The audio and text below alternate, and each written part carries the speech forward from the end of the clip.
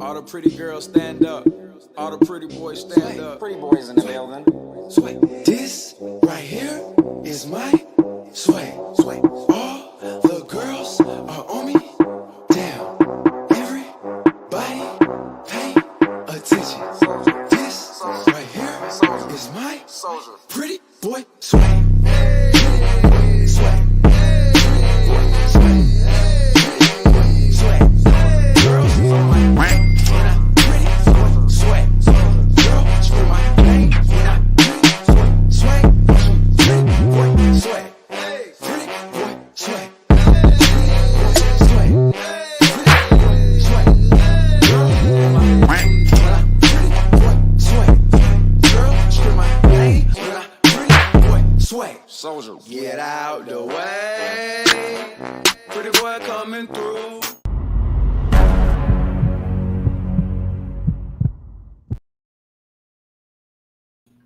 I messed up. I was supposed to be on camera by the time that the logo came off, but I didn't add myself. So now the intro is ruined. Stream's over, guys. I'm not streaming anymore. Don't want to do it. I ruined the intro. No, I'm just kidding. Ladies and gentlemen, welcome back to another stream with Swaggle Haas. A very special auction watch along. What do you want to call it? Preview, video, party, auction watch along party. That's a good one. We're going to run with that one.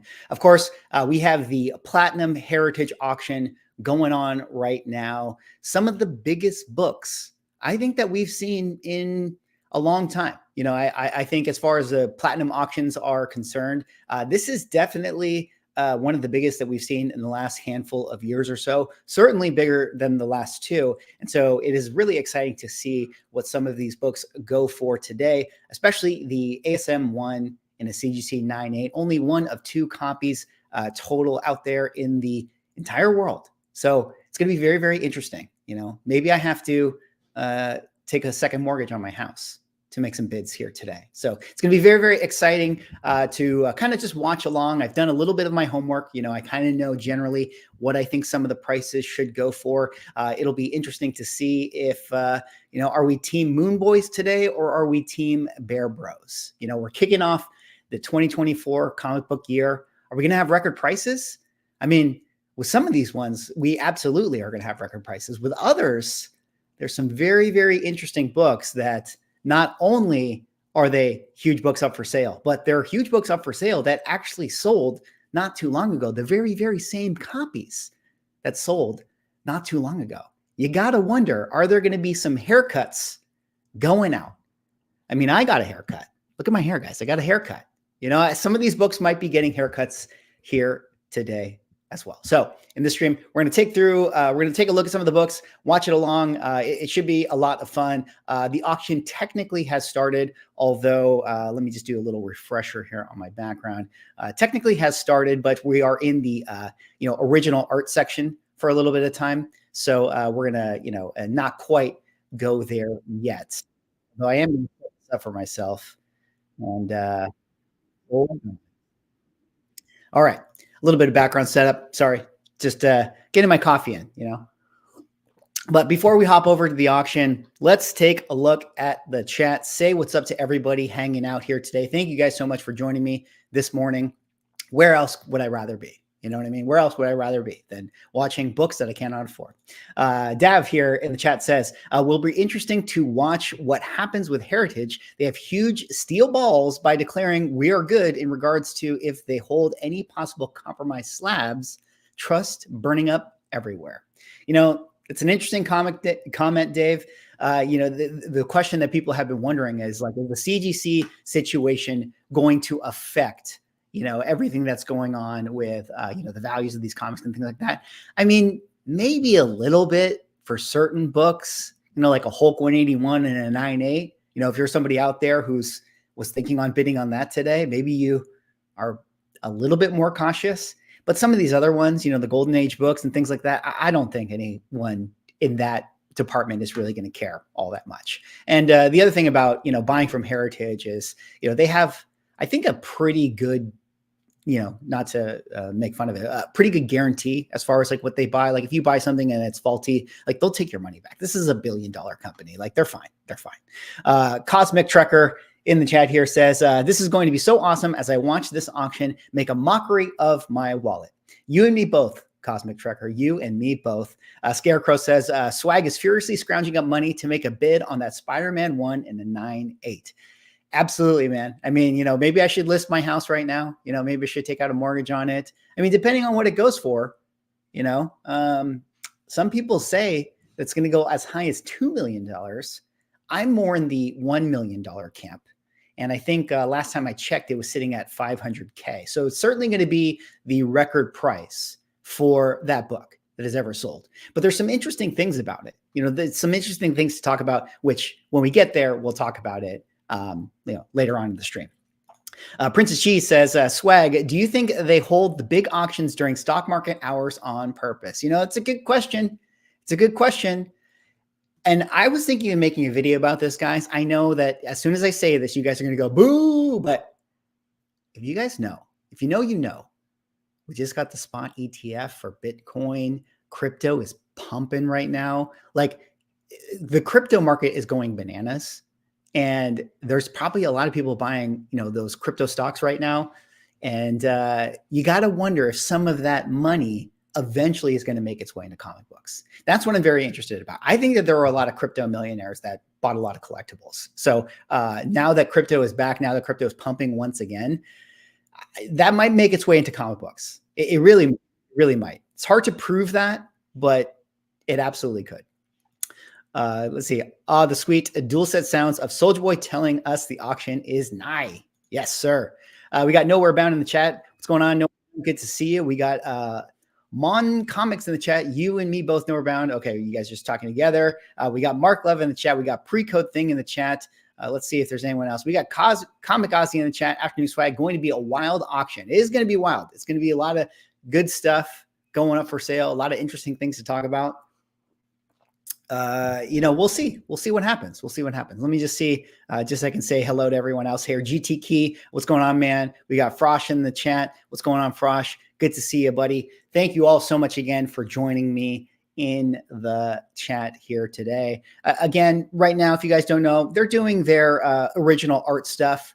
When it switches over to the comic books, we'll definitely start to hone in and focus up a little bit, but I'm going to let the original art stuff go through as I continue to do a little bit of housekeeping. And speaking of that housekeeping, I got to say it, guys. I got to say it, hey, let's hit a like button, hit a like button in the stream. If you're not subscribed to the channel, subscribe to the channel.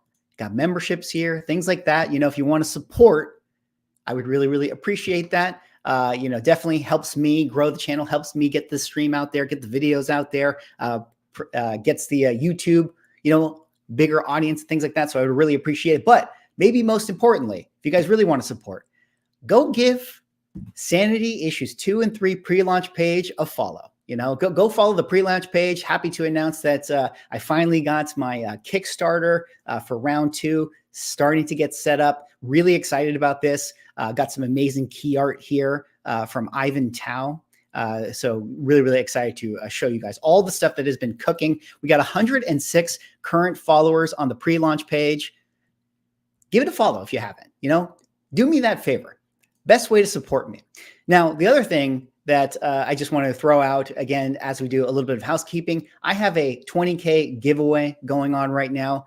In my comic book index update video, if you guys don't know, I talked about this giveaway. All you got to do to sign up for the giveaway, which I'm going to show you the prize in a second, is go to this video, which the link is in the description for this video. Leave a comment in this video, subscribe to my channel, follow the pre-launch page of the Kickstarter, go subscribe to Bry's Comics. And then at the end of the stream, I'm going to do a comment picker. I'm going to do a comment picker from that video at the end of the stream. So we have transparency. And I'm going to be giving away this Darkhawk #1 in a CGC 9/8. Look at that. Signed and sketched by yours truly.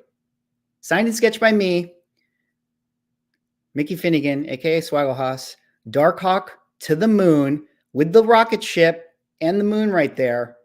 My chicken scratch We're going to be giving it away. Only one of 4 copies that exist. I told the story. Bry got his signatory. You know, he was able to witness for CGC. He came to me. He's like, "Hey, I want a Darkhawk 1 signed by you." And we were like, "Oh, that'd be kind of a fun thing to create." And we made 4 copies. So I'm going to give one away. So again, the video link is in the description. Go to that video, subscribe to the channel, comment on it, follow the Kickstarter, subscribe to Bry, all that stuff. And then at the end of the stream, I'm going to live comment pick it. So you have a chance to win that. I'm going to send it to you for free. So definitely go do that. Definitely go do that. All right. We got that out of the way. We got the Kickstarter pre-launch page out of the way. All that stuff is in the description. Got my channel out of the way. We can kind of check back in here to Heritage Auctions and see where they're at. Let's kind of get it going. You know, I mean, we're not going to follow along necessarily with what's going on with the art stuff. Maybe this is a good opportunity to do a little bit of a preview. You know, do a little bit of a preview. Oh yeah, Scarco. Thank you for correcting me on that. Watch every Bry video he ever made. Yes, that is very, very important. There will be a test, and it's not going to be multiple choice. Okay, it's going to be open-ended questions. That's going to be the test. You know, no getting lucky. You know, no ABACABB. Do you guys know what that is? ABACABB. Let me know in the chat if you guys actually know that reference. All right, so we got the original art stuff going on right now, Heritage Auctions. You know, some cool pieces, things like that. You know, get some Frazettas. Obviously, Frazetta is always going to go well into the 6 figures. Cool to see that. You got this Avengers cover right here, which I thought was really funny. This is like my least favorite Avengers cover of all time because I think it's gross. Got all the ants crawling all over our superheroes. I just like every time I look at it, I look up and I just like flip past it. But someone's going to buy this original cover for $200K today at minimum, you know, so that's pretty crazy. And then you got some other cool stuff, some Bernie Wrightson covers and things like that. But the talks of the town, of course, are things like All-Star Comics 8, first appearance of Wonder Woman. This is the highest graded version of this comic book. And currently where it sits at 468,000, folks, we got a long way to go for that one. To say the least, we got a long way to go for that one. You know, can it get there? Absolutely. But the only problem is that the last sale for this book was 1.6 million. So it's got quite a ways away, quite a way to go to get to that record sale. We also got, of course, probably the poster child of this, the flagship character of the Heritage sale, this ASM1 CGC curator pedigree, 9.8 white pages, top of census, second appearance comic book. Second appearance of Spider-Man. First issue of the ASM title. Currently sitting at $675,000. That is 100% the record price for this book. You know, no ASM has ever sold for as much. A 9.6 last year sold for like 500K or so, and that was the record price. That was an absolutely bananas number, and that was actually at Hake's auctions of of all places, right? So really interesting to see that. This one, top of census now, 9.8. What's really interesting about this is that, guys, this is a crack and press book. Shout out to Ryan, Automatic Comic Books. I learned this from him. This is actually a book that was a 9.6 in an old label and got cracked and pressed to a 9.8. Isn't that crazy? Like someone just CPR'd a 9.8 book. I mean, what kind of cojones does it take for you to do something like that? So you got to wonder if that is going to affect, you know, the perception of this book. You know, a lot of people out there were talking about how this is going to be like a $2 million book, or it's going to go absolutely bananas. I mean, I think it's $1 million book, you know, for me personally, but you know, who knows? Who knows what it's going to actually ultimately land on? Currently at 675, I think that this auctioneer will probably get it up there to about the $1 million range. But I would say that if it falls short of $1 million, one, that would be disappointing. Two, that might be an indication of, you know, generally where we are with the market. And then 3, this being a CPR book, at one point being a 9.6, getting bumped up to a 9.8. I mean, that could hurt like sort of the perception of like what this book really is. And not to mention, if we really get into it, guys, I mean, what do you think about this? Look at this. Again, buy the book, not the grade, right? Beautiful looking spine, very, very nice. But down here, look at that. Look at that, guys. Are you kidding me? You calling this a 9.8? I mean, that's a healthy spine tick, right? That's pretty big. Don't you think? I mean, I don't know, guys. Put on your tinfoil hats. Perhaps this is a reholder Mark Jeweler Fooler situation going on with this book.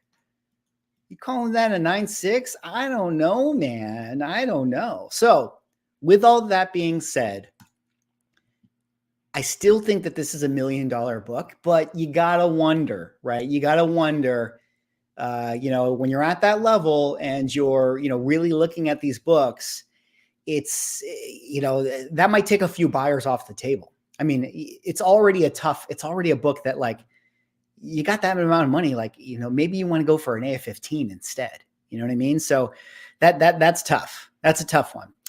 Some other cool stuff here. I mean, we got an 8.5, which, boring. We don't need to talk about that one. We got a Top of Census ASM 9. That's kind of an interesting one. This same book sold for like 130. So we'll have to see if it gets there. We have a Avengers 4 in a 9.8. This very same copy also sold not too long ago for like 130, something like that. So it's currently at 86. I have a feeling this is going to take another haircut. And that's on top of the haircut that this book got from the previous sale to that. Just because it's a 9.8 doesn't mean that it's always going to go up in value. That's the thing, you got to realize with some of these books. So this one might, again, take another haircut. You got this Batman 7.0 currently sitting lower than where it should be. I think there was a last sale for this. The last sale for this, I think this particular copy was around the $600,000 mark, 650 maybe, somewhere in that window. So currently at 432. I mean, again, you got to wonder. 7.0 is a really nice grade for this. But I also don't know if it's the prettiest 7.0. I mean, it's got a lot of tanning on the sides. So that might affect some people's view of it. Some other Batman here. We're not going to talk about that. Brave and the Bold 28, Top of Census, 9.6, hasn't been sold in ever. So this is kind of an interesting one, yet we're talking about a first team appearance. And don't get me wrong, I love me some first team appearances, but this could be a tough one to call as far as what it sells for. Got a 9.9 cap 100. I have my numbers, but we'll table that for later. We got an FF48 in a 9.8. There's a lot of those though. This one's interesting. House of Secrets 92 in a 9.8. That's one that's interesting to talk about. Very high grade Hulk 1. Here's your Hulk 181 in a 9.8. Again, currently sitting at 57,000. I mean, last sale was 66K. To me, it's not out of the realm of possibility that this book continues to correct down based on what I've been seeing to like the 55K mark. So 57, I still think is a pretty good sale, but you got to wonder, are some people getting taken off the table because of the CGC situation? I mean, what if this book is missing its moral value stamp? What if? I'm not saying that it is, but what if? Showcase 4. This is Top of Census Showcase 4. Another book that some people were saying could get to the $1 million range. It's got a long way to go. It's only at 500K right now. So that might be a little bit tough. This is a very cool one. Silver Surfer 1 in a 9.8. Beautiful book. And then you have this big boy right here. Superman 1 in a 7.0. Currently sitting at $1 million.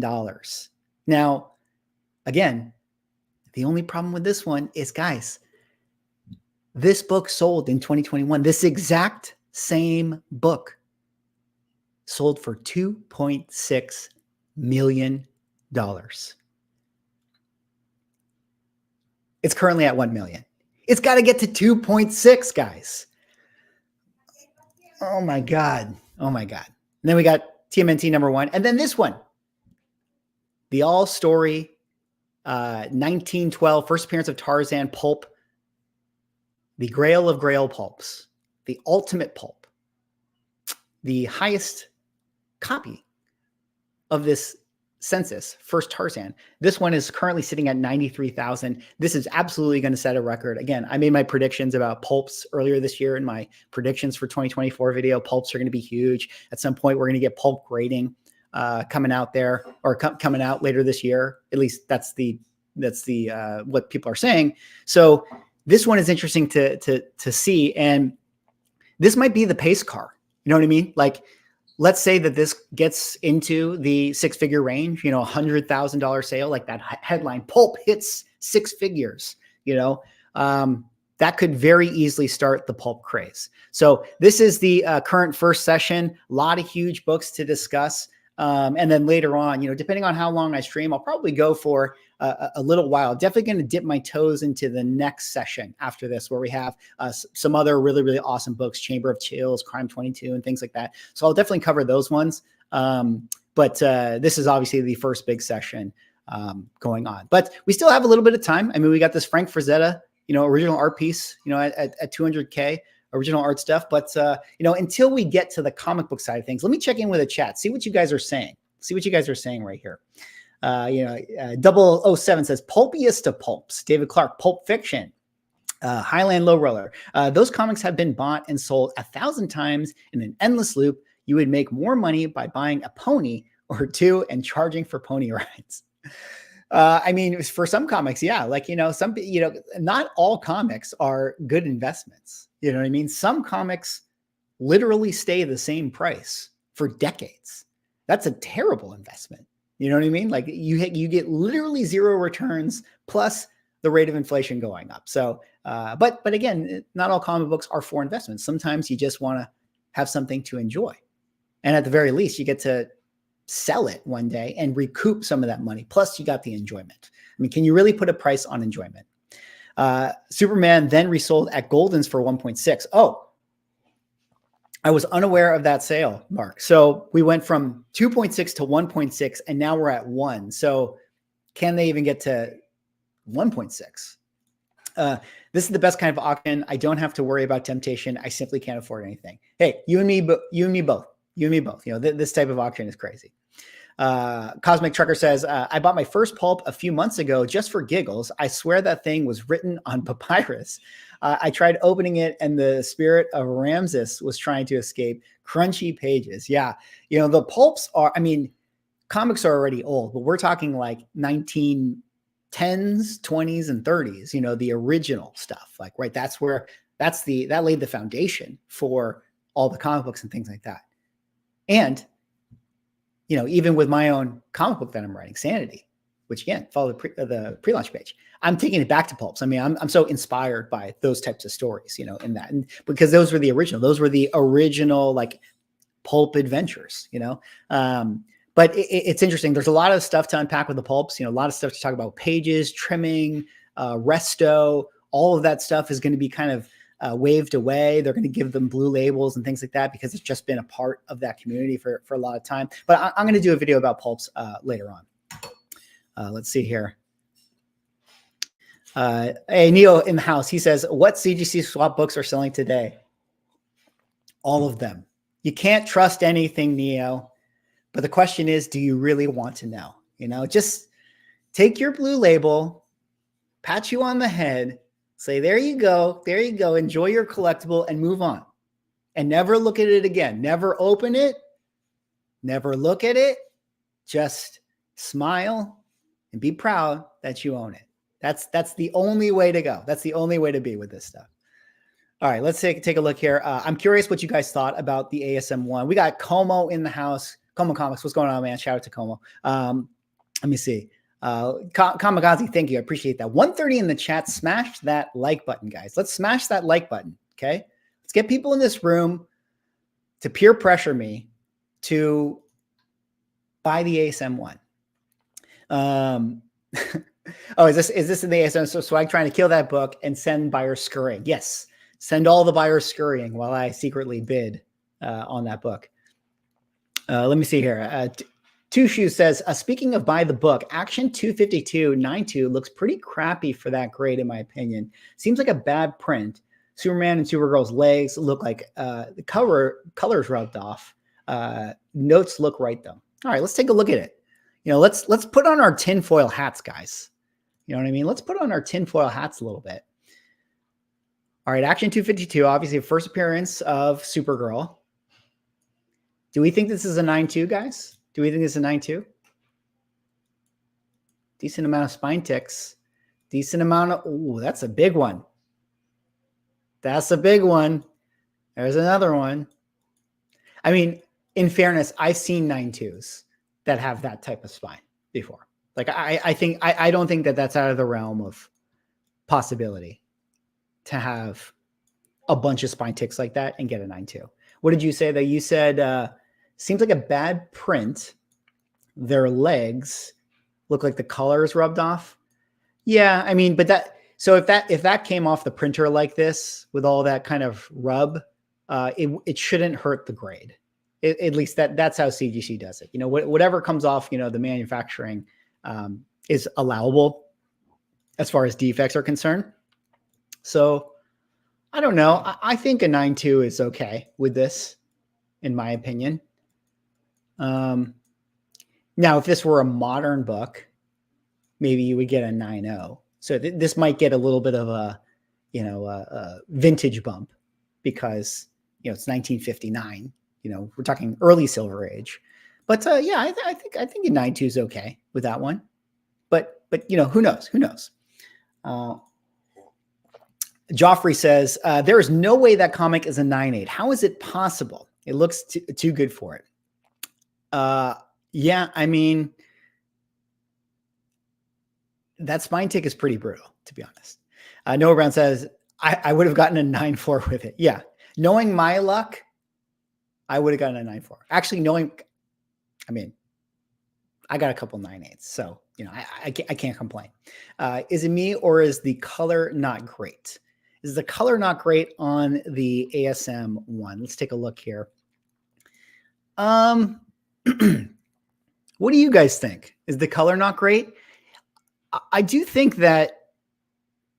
So I just put out that video with Comic Presser where we were talking about cover whitening and restoration and things like that. And I have the full video, the full Swagglecast coming out tomorrow, guys. So stay tuned for that. That should be a good episode. We obviously, I clipped out from that to post that video, but we're gonna have the full interview. There's a lot of really great stuff that we talk about. But this is a book where I would almost say, like, yeah, there's kind of some yellowing going on in the greens of the background, and I bet that blue light technique would make this book look better.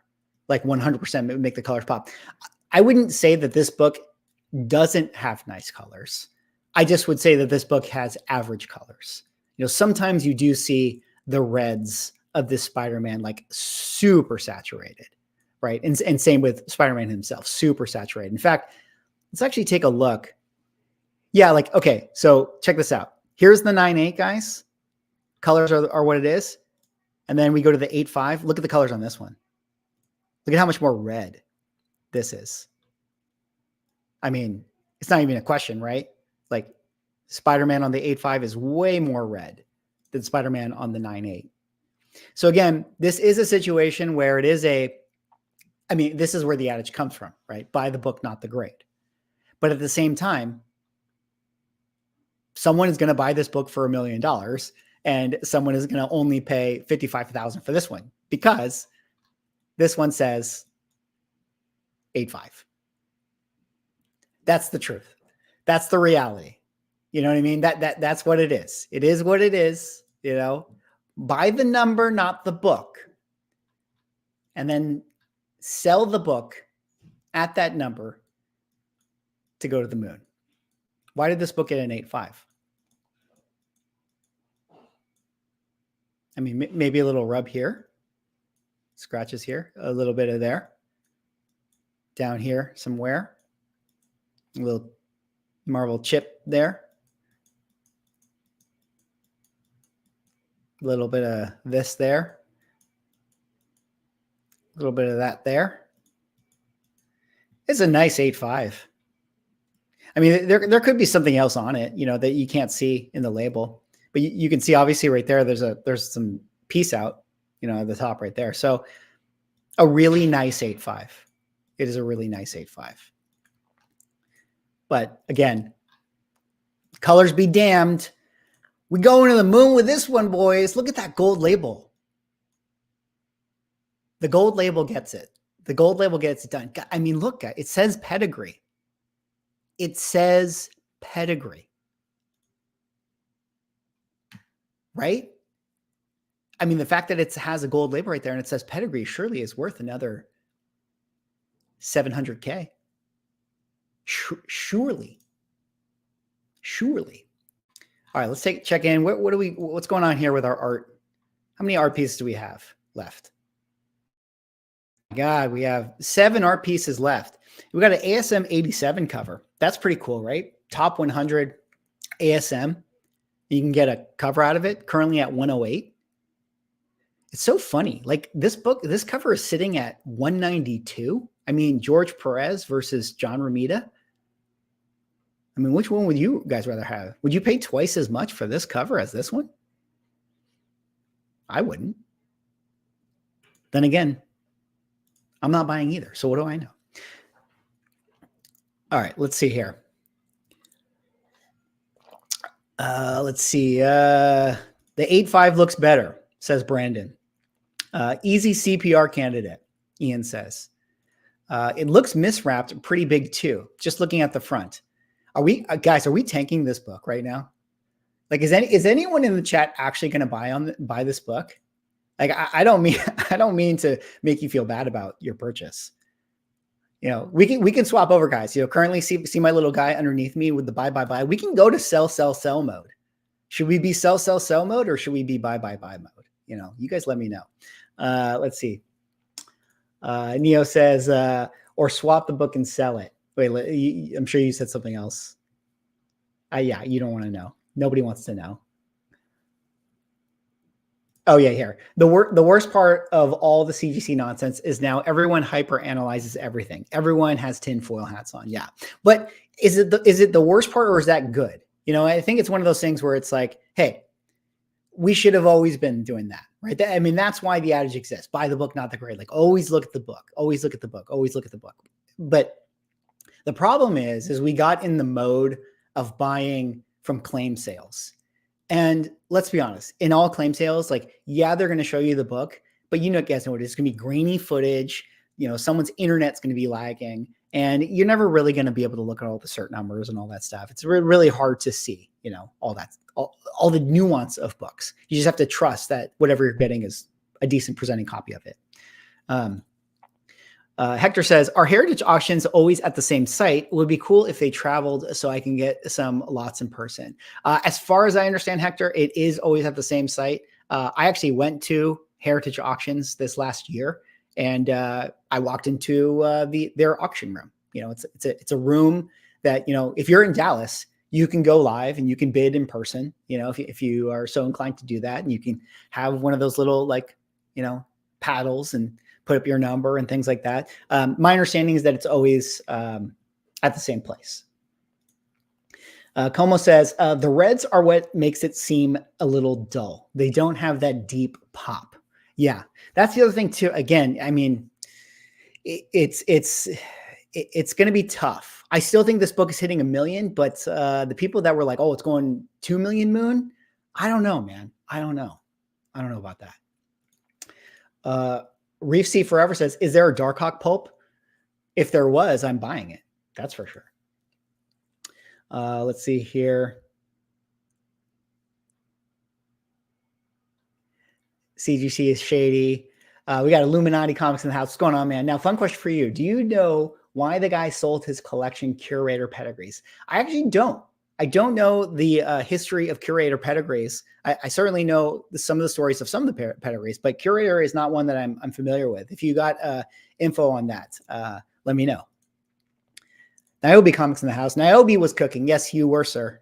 You were certainly cooking. Shout out to you. Stan Cart says, I'd rather have the money. I'd rather have the money. I mean, you're not wrong. There's a lot of people that would rather have money. 700K is more FUD. The label is gold, Mr. Tesla says. Tushu says, maybe that's the silver lining of the CGC scandal. Maybe people will pay more attention to the book now over the grade. Yes, that is definitely a silver lining. And that is something that always should have been done. Now, we're going to perpetually live in that cycle, right? Where now people are going to be, scrutinizing books heavily. It's going to be super, super, super, detail oriented, and everyone's going to pay attention to what they're buying. But then at some point, we're going to be in better economic climate, and spec books are going to come back, and maybe the MCU will get its act together, and people will be hype again, and Spider-Boy is going to go to the moon, and then we're going to be buying and selling books like willy-nilly. And it's going to get crazy again, and then no one's going to pay attention to labels anymore, or to the books inside the labels anymore. Let's see what's out. We got Black Crown Comics in the house. Swag, you're the best for doing this. Was trying to find a way to tune in. Well, thank you for joining, sir. Shout out to Black Crown Comics, doing great things on his YouTube channel. Guys, if you don't know, now you know. Go check him out. Go subscribe to his channel. Good dude, BCC. Let's see here.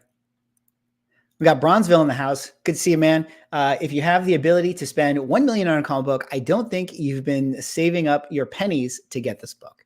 Yeah, it is interesting. It's like, is this the person who is buying this? There's a couple candidates, right? There's a couple candidates you got to think about. One, it could be someone who wants to have the highest registry of ASM, and that's the person who wants to buy it, right? So if you want to have the highest top of census, top of registry ASM run, well, you need this book. So there could be that. There's that person who wants it.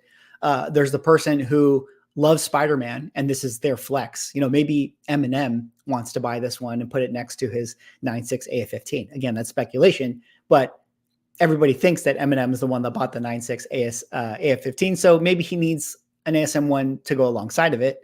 And then you have the people who are just whale collectors, who it's like, oh yeah, let me just pick up this book, And then, so I don't know, are they really that concerned? Probably. But at the same time, if you're spending $1 million on a comic book, what does it matter?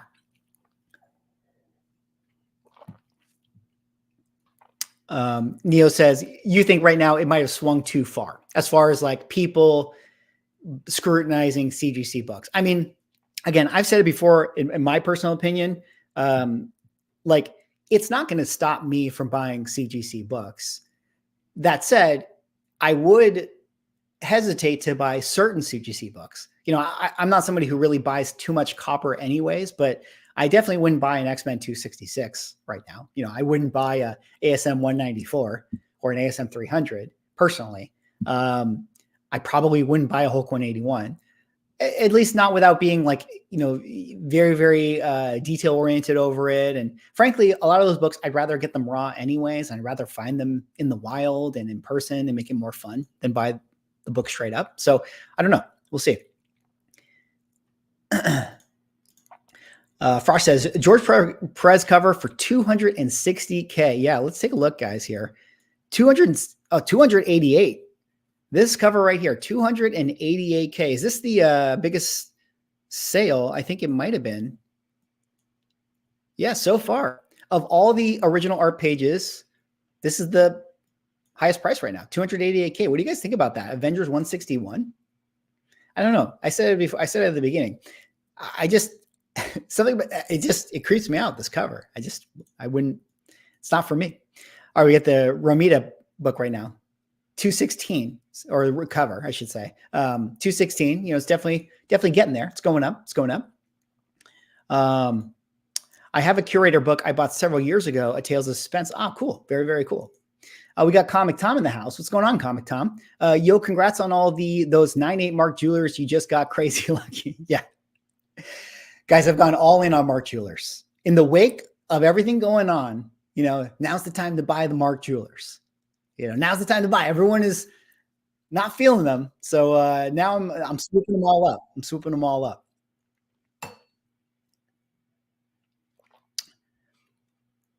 Let's see here. Oh, we got Vancouver Comic Junkie in the house. That is strange Perez cover to hit those highs. I thought a cover from his earlier Avengers run could do it though. Yeah, like of all the covers, you know what I mean? Like he's got some awesome Avengers covers, but like, I don't know, maybe people like, actually, you know, maybe people really do like this one because, I mean, Wanda is, I mean, you take away the ants and, you know why people are bidding on that one. You know what I mean?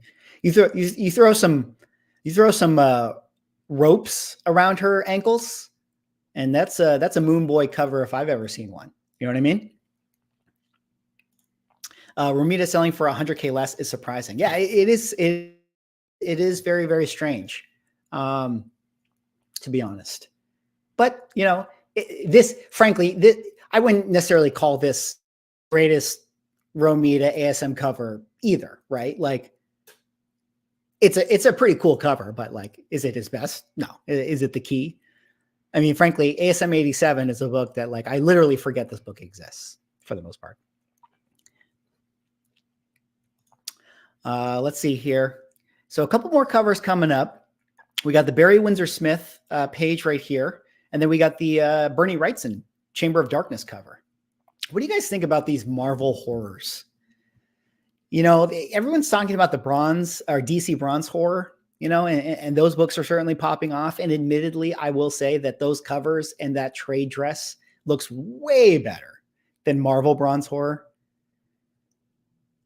We're not going to have a Marvel bronze horror push, right? Are we got Chamber of Darkness, all this stuff, Chamber of Chills, you know, these books?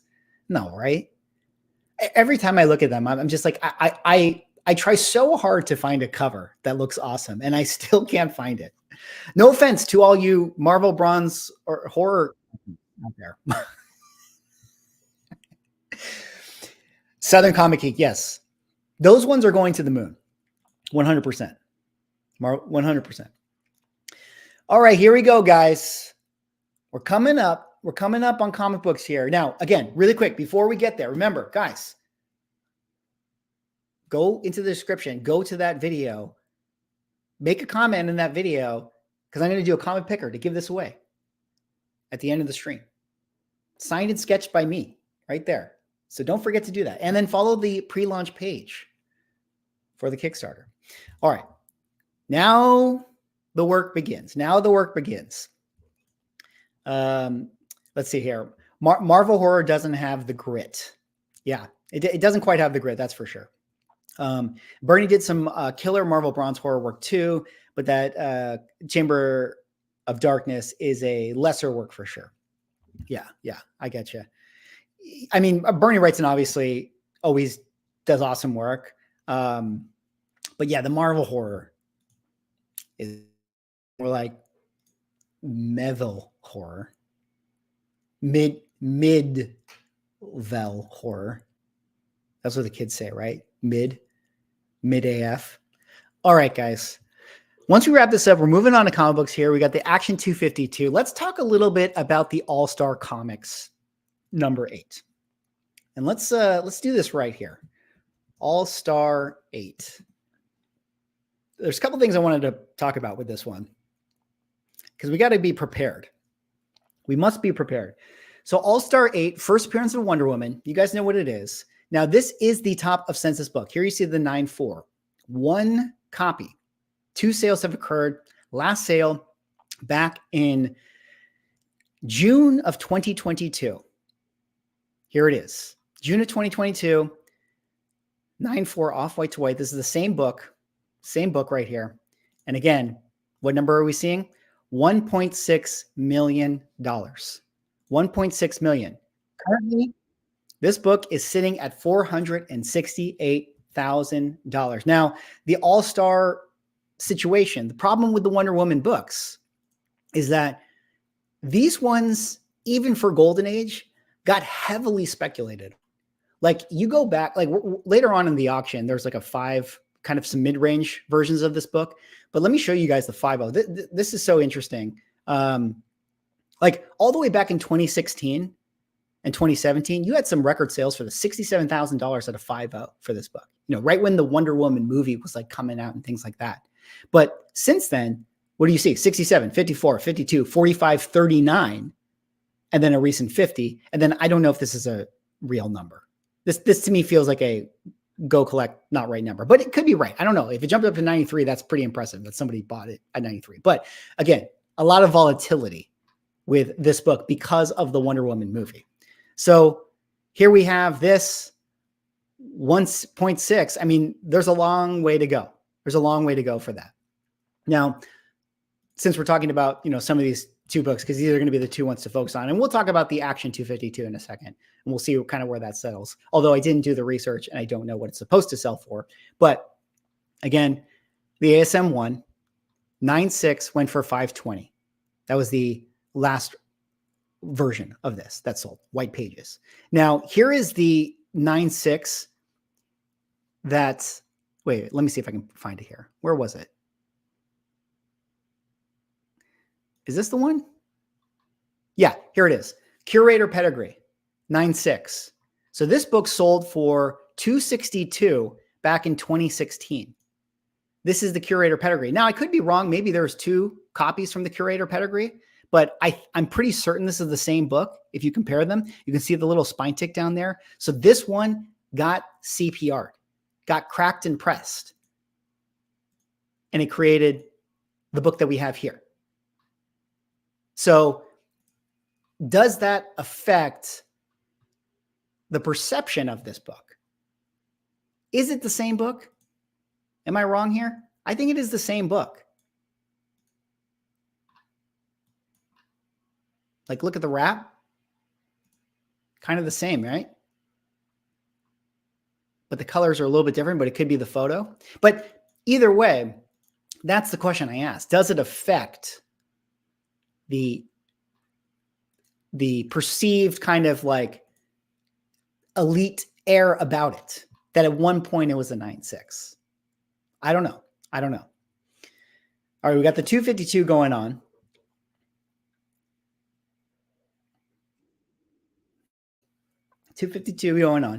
Hector says, I hate it when the first appearance are not on the cover. Yeah, that's always a bummer with All-Star 8. I mean, I still would rather have an All-Star 8, but like, imagine if All-Star 8 had like Sensation 1's cover.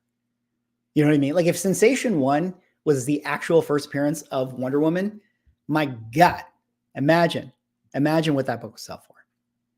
That'd be pretty crazy. All right. So Action Comics 252, 9.2 sold for $50,000.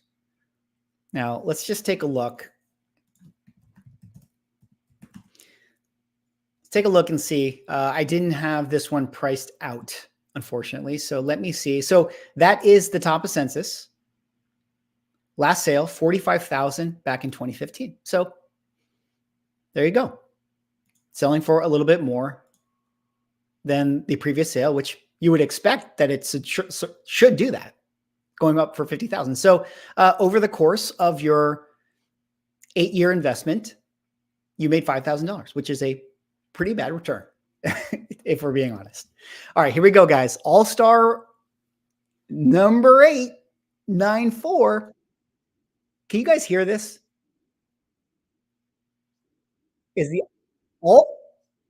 Okay. Here we go, guys. Getting some bids in. We're going to the moon.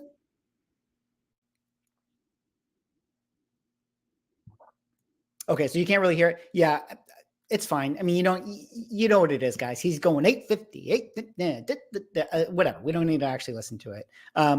But we're getting in some bids. Look at that. Look at the activity. So a lot of these, that's a good sign. If you're somebody who's selling right now and you're like, oh man, like our book is sitting, only at half FMV right now. Okay. Everybody was waiting to snipe. Everybody has been waiting to snipe. So here we are, 1.2 million. So respectable.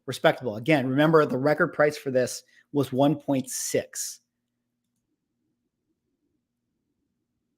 He's working it. This is the other interesting thing with doing the live auctions is that the auctioneer makes a huge difference. Like how much are they going to push? How long are they going to give it? You know, sometimes you get these auctioneers, and like certainly he has the number in front of him. Like he knows the last sale was 1.6. So he is going to coach it up to get to that 1.6 level. You know, he's going to try, but he could abandon it. Like he could be like, okay, it's 1.3 and going once. And, okay, done. And then move on. So he has a lot of power, but he's working it here, and we might get to that 1.6 level. We might get to that 1.6 level. We're currently at 1.4. It's getting exciting, guys. It's getting exciting. So we'll see. This is again, a good sign if you're somebody who is selling these books, because man, how much would it suck if your book sold at half value? You probably were sweating, and then you were like, okay, good. People are actually tuned into the auction right now. And people are tuned in the auction. Shout out to you guys. 200 people in the chat. Can we get some shout out to you guys? Clap it up. Watching books together, buying book, auction watch along. Appreciate you guys hanging out this morning. Let's see. Agent Smith says 1.8 will be the winning bid. Nick Cage has started collecting again. I mean, yeah, you got people. That's the thing too, where sometimes I do my index videos and I talk about the markets and all this stuff. And you have to remember when I do the index videos, I'm focused on the like average key book in the mid-grade range. But at this level, for this, like people will throw out like, oh, the economy is too bad. Like no one's going to buy any comic books and things like that. But at this level, it doesn't matter. If you're in that 1%, if you're in the top 1% where you can buy books like this, I mean, the recession is not affecting you.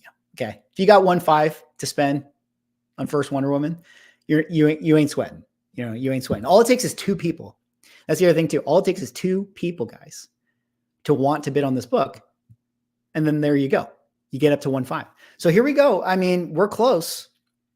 We are absolutely close to the previous sale.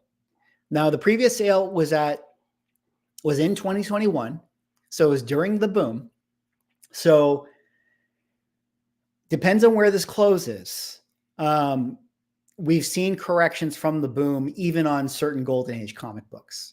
So it is possible that some Golden Age comic books got too inflated, even at that time, right? Because there's just more money in the system. There's more money in the hobby. So it could definitely still have a pullback. So on the one hand, given this market, is that close? And it's closed, guys, $1.5 million. So there's different ways to look at that.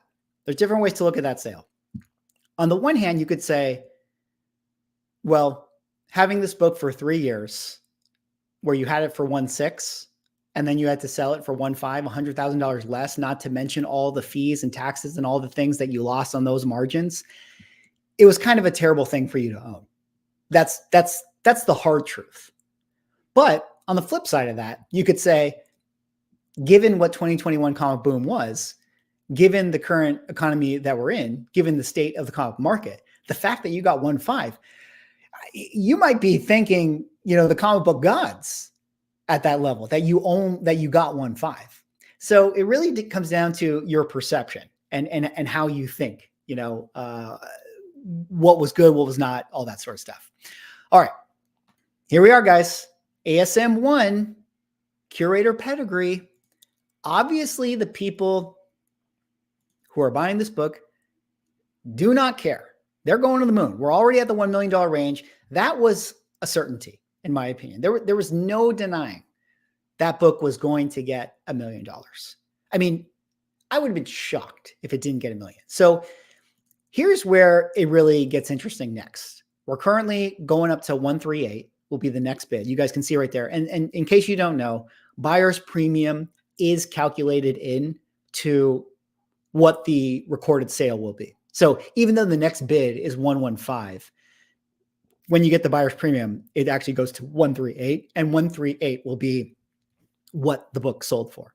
So you just factor in the buyer's premium. Just ignore the top number. Just look at the second number. So it is currently at that level, 138. And I think that that's a fair number. So it's interesting here. I'm looking at his body language, and again, going back to the All-Star one, like he fought for the All-Star one. Like he hung around for a lot with this one. So the question is he going to hang around for this one? Because technically speaking, 138, it's already the record. So he doesn't have to feel pressure to push this book up to 2 million. Whereas in the last book, I mean, it was well under the record sales. So he was like, I'm going to give this my all. I mean, we got to get back to 1.6. So he really hung in there. I wouldn't be surprised if he's like, hey, this is a take the money and run situation. We got to 1.3. It's totally fine. Let's move on.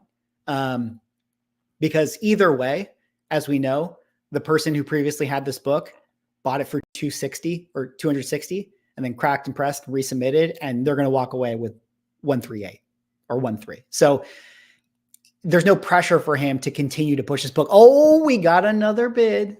We got another bid. Wow. Pretty crazy, guys. Pretty crazy. Shout out to Derek in the chat. YouTube member of the channel. Really appreciate you, Derek. Thank you. Come on, Mickey. Place a bid. Place a bid. All right, guys. Let's do it. Here we go. Enable live bidding. No, I'm not even going to joke about that, guys. I'm not even going to joke about that. Okay. I'm not. There's still stuff I want to buy from Heritage, and I don't want to be banned. I have to think that if I accidentally bid and then I was like, guys, I don't want to buy it, they would just ban me from Heritage buying, you know, and then they would sell it to the underbidder. Shout out to 99 Newsstand in the chat. Do it, swag. Do it. Don't challenge me, guys. I will. I can easily get peer pressured into doing stupid stuff. A little something you guys can know about me. All right. Here we go. And there it is, guys. There it is. 138. Right around where generally I was like, okay, it's probably going to go in this range. You know, I think when you look at the last sale, the last 9.6, I should say, it went for 550 or something like that. So it stood to reason that this book was going to double, being that it was a 9.8. So it's going to be $1 million book. And then it depends on, like, did you have one or two people who wanted to throw in that extra bid, right? Like how much competition between those two people were there going to be? And it seems like it got, you know, those two extra bids once it got to the $1 million range and went around 138. Now, again, is 138 worth it, guys? Is 138 worth it? Because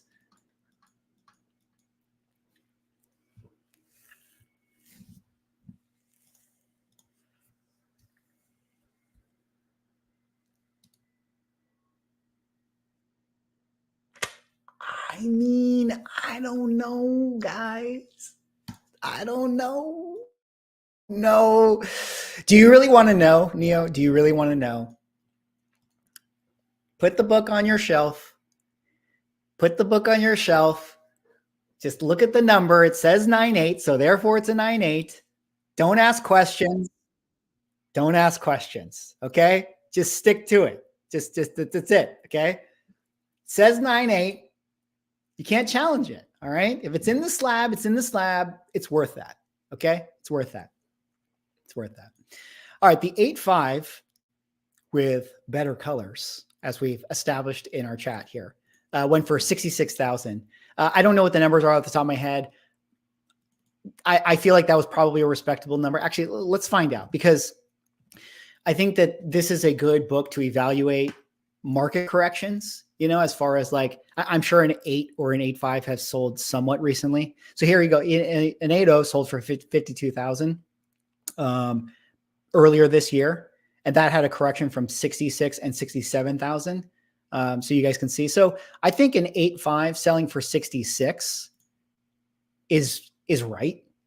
You know, this 8.5 sold for 50,000, but that was in January of 2021 before the boom.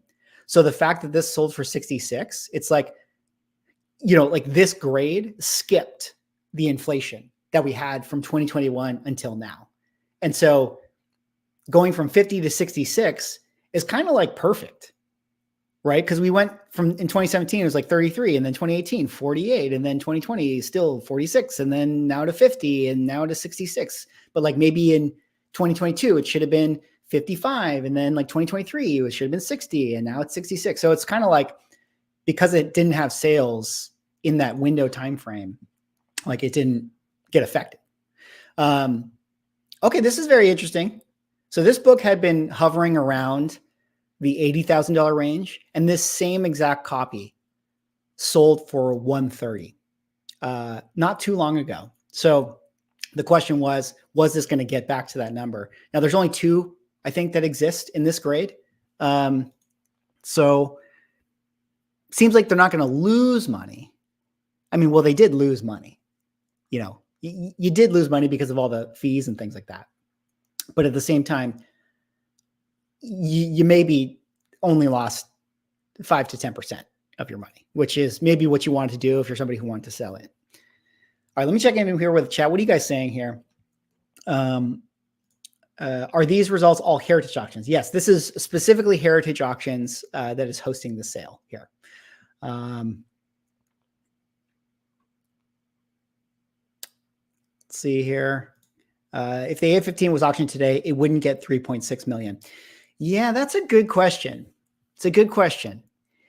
It could still get that because it's top of census. Like even at top of census, it's hard to say that it wouldn't. But I think that there's some other books here that we can look at that could indicate what it might do. So like when we get to House of Secrets 9.8, I'm very interested in this one because this could be a good comp book to what kind of value some of these top of census books would have got. For instance, I think there's 2 9.6 AF15s, and that sold during the height. There's only 3 House of Secrets 92s in 9.8, and this also is a book that sold at the height. So depending on what this gets, could be a good indication for us to evaluate how other Silver and Bronze Age books that have low top of census but did sell during the height, what they may or may not correct back down to. So that one would be, that'll be an interesting one to dissect, because let's say you were the Marvel Spotlight 5 buyer, you know, first Ghost Rider. Remember that book sold for like $250 or something like that, and there's 4 at the top of census. I think depending on what this sells for could be a good indication of what your Spotlight 5 would get today, based on corrections and things like that. So that's an interesting one to look at. All right, man. This Avengers 4, guys. Let's just take a look at this really quick. I mean, again, not all books are worth investing in. This is the truth. That's the sad truth. Here you have 6 copies at the 9.8 level. Back in 2017, this book sold for $143,000. Then a few months ago, this book sold for $132,000. And so not only was that less than what the book sold for 6 years prior to that, this is the same copy that sold again. So somebody bought this book for $132,000 literally a few months back and said, I regret my purchase. I don't want this book. And then Heritage was like, okay, well, we'll sell it again for you. And they sold it again, and the person got $108,000. So that's pretty brutal. You know, like between fees, taxes, handling, processing, all of the stuff that you ate, I mean, you just lost easily $40,000, you know, in that process. And then if you're the person who, you know, bought it for $143 all the way back then as an off-white to white page copy, I mean, you've been sitting on this book for 6 years and it's gone down by 25% in value. So not every book, guys, not every book. All right, here we go. Batman #1, 7.0. Now, the last sale for this was right around where it is. So I think the trend of this auction so far has been that floor prices are holding. I mean, certainly there are like a little bit of haircuts, like All-Star 8 got a little haircut, and the ASM 9 got a little haircut, and this Avengers 4 got a haircut for sure. Currently, this Batman book, I mean, if it gets a couple more bids, it'll be okay, but it might take a haircut. So we'll see. Batman 1, let's have this ready here. I think the last sale was around the $600,000 to $66,000 range. So, oh, there we go. Closes at $630,000. Closes at $630,000. Here we see the 7.0 Batman. Was this the same book that sold? No, it's a different 7.0. So a different 7.0. sold for $660, and that was earlier this year at Heritage Auctions. So again, a little bit of a haircut, but not every book is the same, right? You guys can make the argument. Obviously, this has those dark tan lines right there. Kind of a little bit of an eyesore, takes away from it. So this book's selling for less than the previous book, but you can make an argument that this is a nicer looking copy. So, depending on how you sit, if you're Team Bear Bros or your Team Moon Boys, if you're Team Bear Bros, prices are going down, books are taking haircuts. If you're Team Moon Boys, it's clearly much uglier and it shouldn't even be a 7.0. It should be a 5.0. So in theory, you got $630K for a 5.0 copy. You know what I mean? So depending on how you want to look at it. All right. So let me check back in with the chat right here. Avengers 4 mid-grades have strong trend lines. Yeah. That's true. Well, it's interesting with the Avengers 4. Don't get me wrong. It's a book I love. I have it up here on my wall. I love this book, but I do wonder if some of the first Silver Age appearances, like when you're spending that much amount of money, right? And then you have options to buy like Captain America comic types of keys and things like that. It's like, there's so many options. So it's like, is that really the book that you want to spend your money on? It's hard to say. 1990 X-Men 1 going to skyrocket to the moon.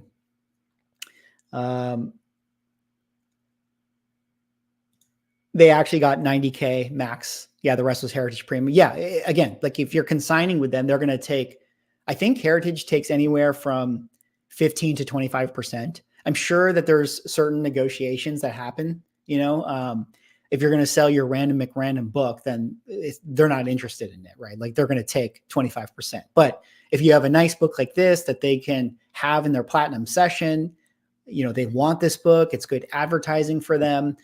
They might be able to negotiate, say like a 15%, rate or something like that. So I'm sure it's negotiable, Yes, they are doing a good job of projecting that the hobby and economy is alive and well in the collectibles field. Well, again, it's one of those things like this is the top of the top comic book buyers and sellers that are participating in this auction. So, economy stuff, recession stuff doesn't really affect them. Like if you want to spend $600,000 on a Batman 1, you're going to spend $600,000 on a Batman 1. Who cares if inflation is high and groceries cost 20% more. You know what I mean? Are you bidding? Show your muscles and flex. Let's bid right now. What is this? I don't even know what this book is. I'm going to bid. Boom. Just kidding. Some early Batman stuff here. Batman 59. Some top of census book. These are interesting. I don't know. They're not books that give me too much. What am I going to lose some street cred? I don't even know what this book is, guys. Let me just see really quick. Check the label. First appearance of Deadshot. Batman in the future. Cover and story. Oh, okay. Deadshot. There you go. 9.6. Top of census. $50,000 currently. A lot. Seems like a lot for that book, no? Kind of a fun bananas cover. All right, here's the big one, guys. Justice League of America, Brave and the Bold, number 28. 9.6 copy, off-white to white. Top of census book. Top of census book. Now, this is one of those books that has not sold in a very long time. So it's really hard to know what it would go for. It's possible that it could be, well into the mid six figures, like 300, 400, 500, 600, something like that. Again, at these levels, it's really like, who wants it? Like, is there somebody out there that it's like, this is their book, this is their grail, And wow, look at that. Jumped up 660. That's pretty crazy. A good comparison for this could have been some other team books like, an Avengers 1, things like that. This is an older book. It probably has a slightly lower census, but pretty amazing. Pretty amazing. I'm getting my comics card revoked, guys. Deadshot. Okay. I'm sorry. Brave and the Bold 28 is super undervalued in my opinion. It's a badass book. I love team books, and I think it's really awesome. And this is pretty wild, guys. Like this could be the surprise of the night, of the day, of the morning. I mean, next bid up to the, so it's well into the $600,000 range. So, you know, on that high end of the mid 5 figures that we talked about. So really, again, it came down to like who sort of wanted it, right? Because this is the top of census. This is the book, you know, and it is seemingly a very nice version of it. So, you know, who wants it? I mean, maybe there's some speculation. Maybe James Gunn is bidding on this right now, you know? Maybe James Gunn knows. He's like, oh man, just you guys wait. Just you guys wait. We're going to have the Justice League, you know, Justice League event movie coming in hot. So still a lot of DC speculation is only just begun, you know, it's only just begun for a lot of DC speculation. Let's take a look here. Let's pull this up. Brave, Bold 28. Let's take a look and see. Again, I mean, there's not too much to look at as far as comparisons are concerned, because there's only 196. Last 9 for sale, there's only one of those sold in 2004, and the last 9.2 that sold is 2008. Last 9.0 sold for $50,000 in 2020.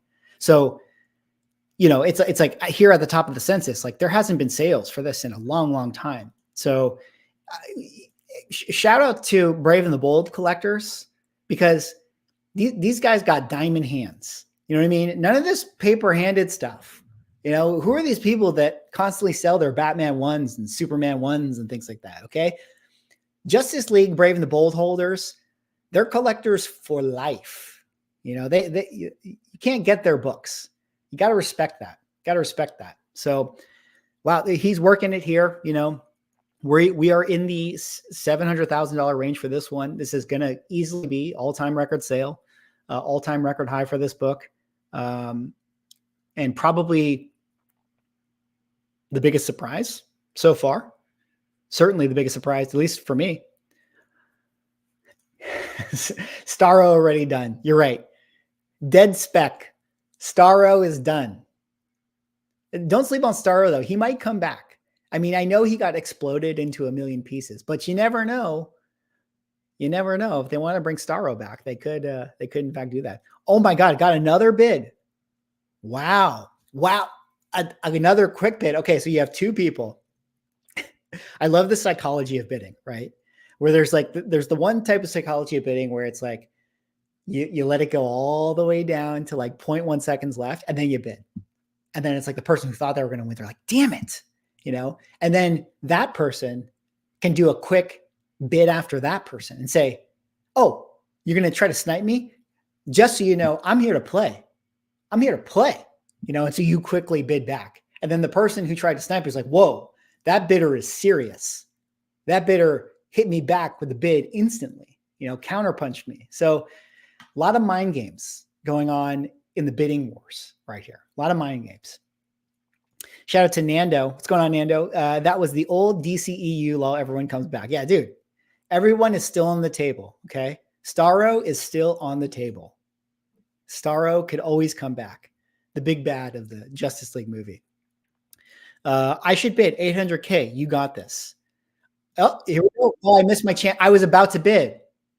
I was literally about to bid.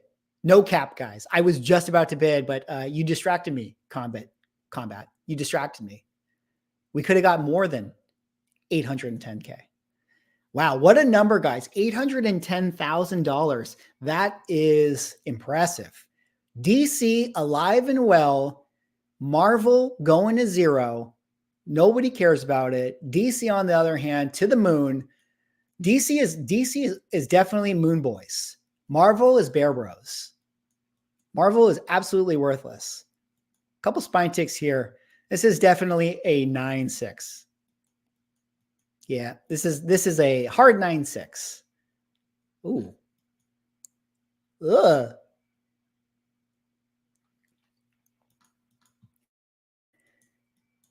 I've seen books like this get the 9.4 treatment, to be honest. I mean, 1, 2, 3, 4, 5, 6, 7 spine ticks. Again, guys, buy the book, not the grade, right? Buy the book, not the grade. Some scrutiny on this one here. It's a nice 9.6, but I've seen books get 9.4s with that type of spine. Reholder scandal. Reholder scandal. All right, here we go. Cap 1 in a 9.9. I don't know what it is about these big premiere issues. Iron Man 1, Cap 100. These books, they just give them 9.9s. What did I have for this one? So there's only 2 9.9s on the census. I don't think one is sold for a while. I think that this book could definitely be well into the mid 5 figures, 60K, 70K, things like that. It's currently at 66K. So I think it's right in line to what would have been projected for this book. Now the question is, okay, just got to 72. Okay, so let's take a look here. Captain 100. Again, guys, 9.9s are the new 9.8s. There's only 2 9.9s on the census. What makes this book a 9.9? Who knows? Okay, so so in 2021, I think this is boom time. April of 2021, the height of the market, this book sold for $78,000 in a 9.9. Currently, it's at, we'll call it 70. It's like 68 or something, whatever the actual current bid is. So next bid would be 72. So it is going to take definitely a haircut. It's going to get the boom haircut. Oh, jumped up to 78. Okay, so he's working it. So again, he's got the numbers in front of him. Oh, okay. There we go. All right, we matched it. So we're going to match the $78,000 one. Is this the same copy? 000199. Okay, literally the same book, guys. This is the same book. So this book sold in 2021 for 78. It's going to break that record. So that's impressive. That is impressive for this.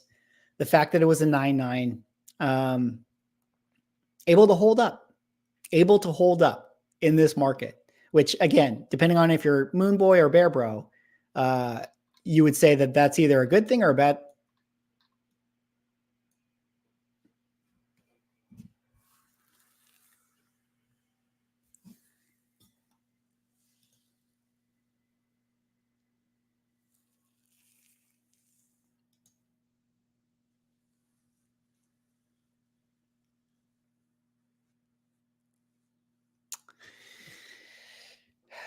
Shenanigans, reholder scandal.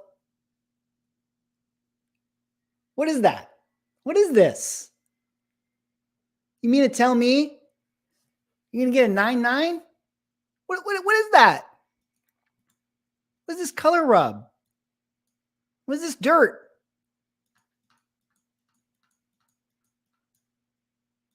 What is this? What's that? What is this? What? What? What? What?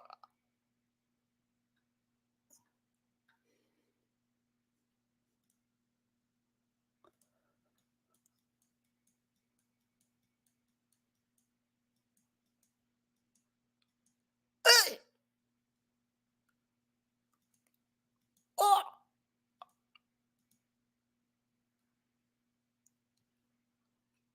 I mean, that thing is clean, boys. That thing is clean, man. That's a nice book, man. That's a nice book, man. That's a nice book. I too would spend $78,000 on that one. All right, so that's pretty good. I mean, it went for 78 and it got 78. So that's really good. That's really good. All right, we got some Crypt of Terror here. Shout out to Como. This is his book. He's bidding right now. Certainly going to the $28,000 range. Oh, congratulations, Drew. I'm sure that Drew bought it. 26,000. First of the, what is it, the EC Tales from the Crypt sort of run. Back when it was Crypt of Terror, and then it turned over to Tales from the Crypt. You know what that is? It's really funny to me. Okay, if you guys ever work in like creativity or marketing and things like that, like there's that joke where it's like, Crypt of Terror. What if it was Crypt of Terror? And then like your boss comes in, he goes, no. Tales from the Crypt. And everyone's like, great idea, Bill. Great idea, Bill. And you're just like, dude, what the hell, man? And then everyone claps up for Bill and he leaves the room. And you're like, Crypt of Terror is better than Tales from the Crypt. You know what I mean? But they just switched it on him. They switched it on him. 26K. All right. Now we're at Fantastic.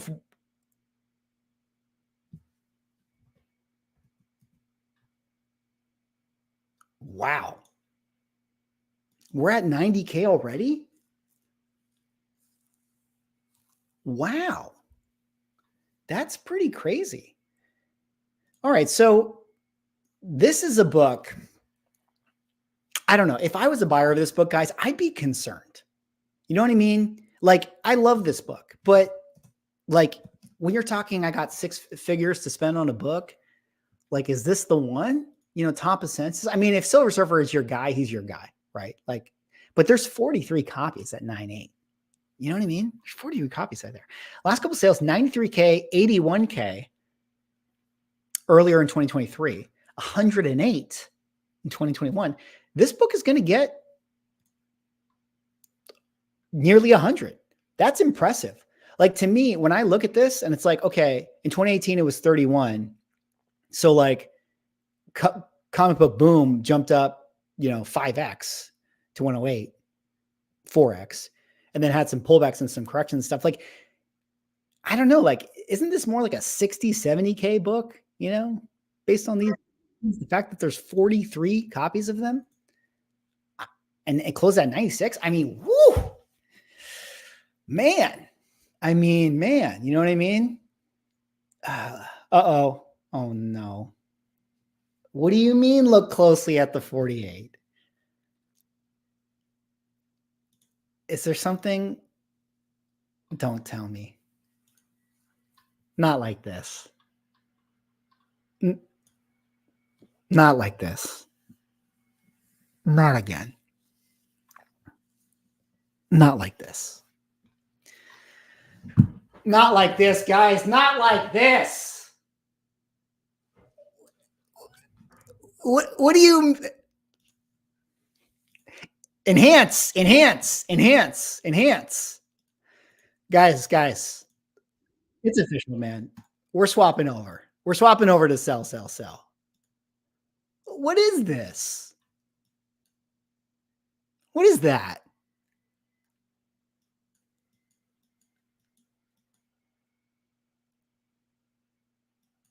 Oh my God. Oh my God. Oh my God. Oh my God.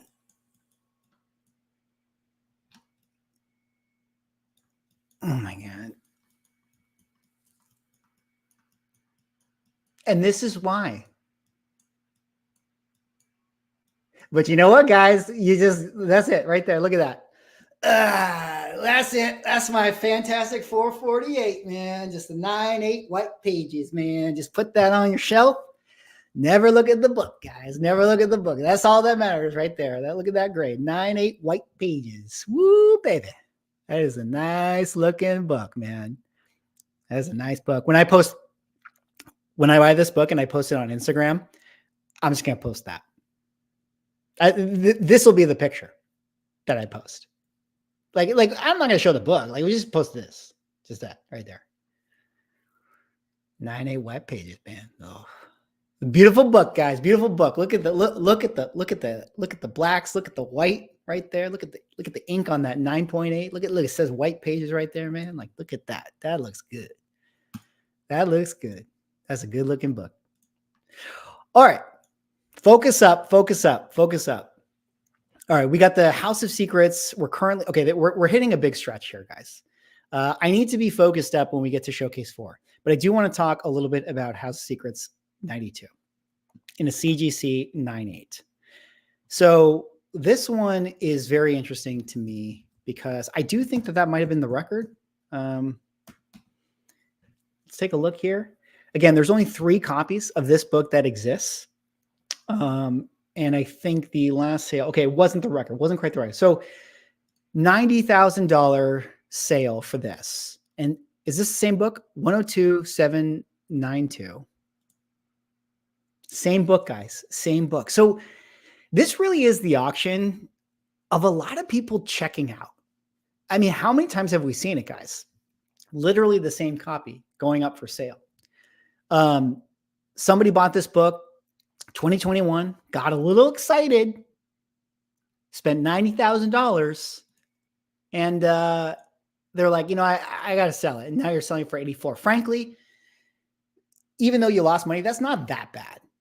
That's not that much money to lose, considering all things considered. So this would be kind of an indication to me. We go back to that, like, oh, would the AF-15 get 3.6? Probably not, but maybe it would go down 10%.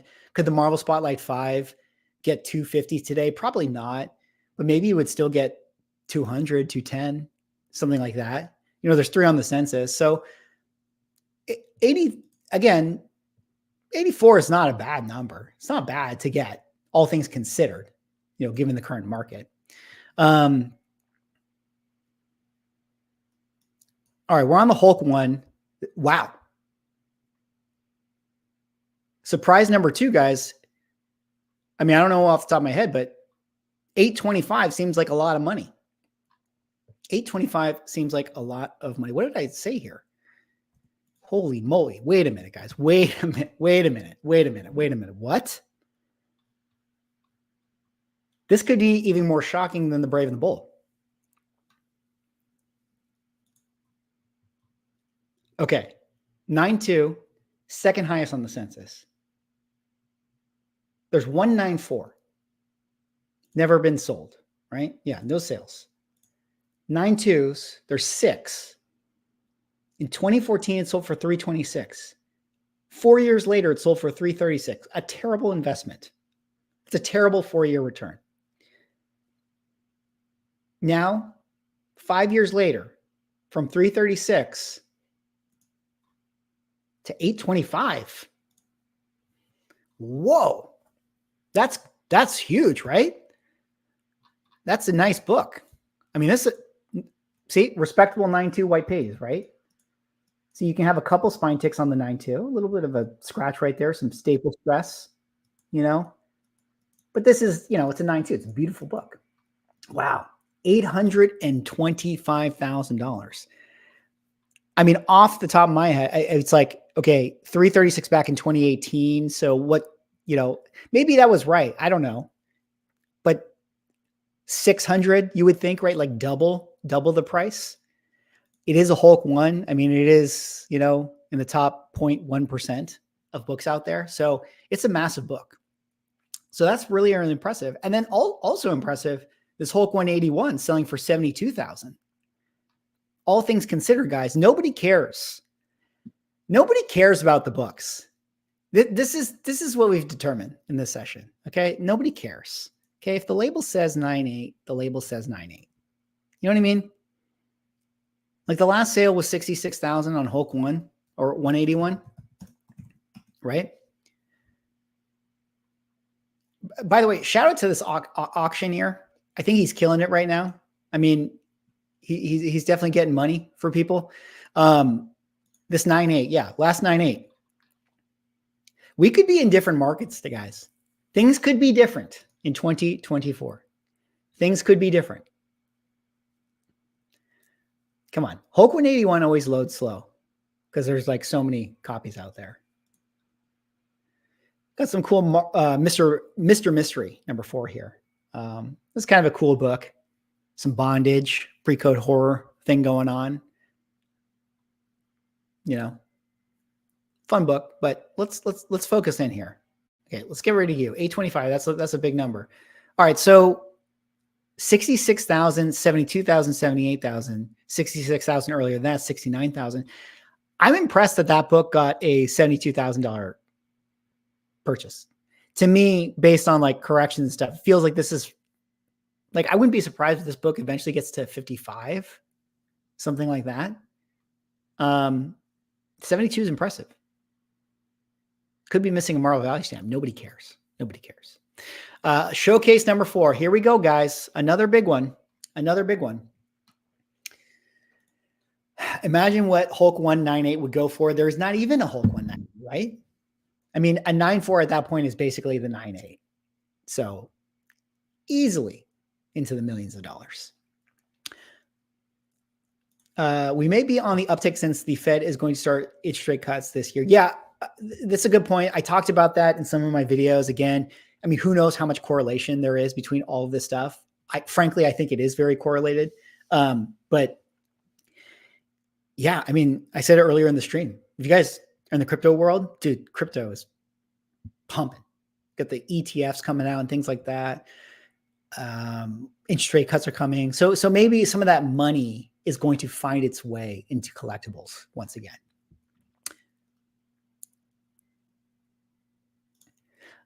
Steel Cartel, this makes me smile. This is a strong place to put your money. I mean, the Moon Boys came to play today. The Moon Boys came to play. Absolutely. Chris says 2024 is the year of swaggle and the year of sanity. I certainly hope it's the year of sanity. That's the goal. That's the goal. All right, the showcase is definitely doing well. A lot of people were hoping this could get to the $1 million range. I think given the current sales of what is happening with what we've seen with some of these other ones, maybe it could. Maybe it could, because again, this is another top of census book. So currently at 800, I think that's already a fantastic number for this. Certainly going to be the record price for this one. Probably a ways to go from $1 million. Obviously, the first appearance of Flash. DC's hot, man. DC's hot. You know, we're gonna get another Flash, right?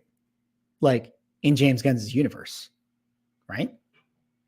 Like we're definitely gonna get another. Oh, I gotta swap over, guys. After the Hulk sale, we're going back to buy. Okay, we're going back to buy. We're going back to the moon. All right. We are close to the $900,000 mark for this one. Let's take a look here. Oh, trying to read his body language, see if he ends up closing it. I mean, he's fighting. He's done a good job. He's done a good job. All right, so the 9.6, this same book sold in 2009 for $179,000. This person's about to make $800,000, which props to them. I mean, pop some champagne, you know, for you. We had a 8.0 sell for 132. So yeah, again, this was one of those ones where it's like, if an 8.0 sold this year for 132, then, you know, given the other grades above that, clearly this was going to be well into the six figures, like if not pushing the $1 million range. And we're very, very close. We're very, very close for it. I mean, this feels like a book that should join the $1 million club. Easy for me to say. But this feels like a book that should hit that level. It is the top of census. It is the first appearance of Barry Allen, the Flash. It is historic in that it is the first Silver Age book, or people deem it as the first Silver Age book. So it's historic outside of, say, movie spec and things like that. All right, $900,000. I'd say that that's a big number. We're going, again, Moon Boys come into play. Buy. You know what I mean? Now we go to the Silver Surfer #1, and then it gets very interesting, guys, with the Superman #1. This one is very interesting. Now, Silver Surfer #1, 9.8, beautiful book, Origin of Silver Surfer. There are 10 on the census at 9.8. I had this book around the $55,000 level. How I landed on that was 9.6, sold for like 22,000 around there. So within the last year. So to me, it was like, okay, yeah, like probably double, right? Clearly we're at the 55. Oh, we could be going higher. Let's pull this up. Silver Surfer 1. You know, again, I just kind of quick mathed it before I started the stream, where I was like, okay, 9.6 sold for 26. So I was like, all right, we're definitely going to be in the $55,000 level, something like that. Not been a sale since 2017 at 27,000, but there's 10 on the census. So to me, it felt like that was a good number. But look at that, we're blowing it out of the water. Blowing it out of the water, guys. It's Moon Boy time. It's Moon Boy. Steel Cartel says, if you have $900K to put in a comic book, you feel very strong about the comic market going forward. Yeah, you know, if you have 900K to put into a comic book, given that all the other things are pumping right now, S&P and crypto and all that stuff, again, not financial advice, but like, I mean, what does that say? I mean, not financial advice. I personally would rather spend 900,000 on Ethereum right now, but like, sure, Showcase 4, as good as any place to put your money. Look at this, going to be $100,000 book. Wow. That is pretty impressive. Pretty impressive. It's interesting with 10 on the census. I don't know, but this auction has definitely proved that, you know, the big boys came to play with this one. So 5X the 9.6. I suppose that could have been a better way to calculate it, right? If you have 43 9.6s and one went for 26,000, well, what is 5X of that? You know, we get to 10 at the 9.8 range. And again, that's just napkin math, but this book is absolutely killing it right now. Buy, buy, buy, Brad says. Buy, buy, buy. These sales are going to rock the index. Well, the index is not calculated that way. The index is the median prices and like the mid books, because again, it's like a trickle down effect. At this top level, at the top of census, it's one thing, but then it's like, what about the books that sell the most, that have the highest volume of sales, right? Where it's like they sell again and again and again and again.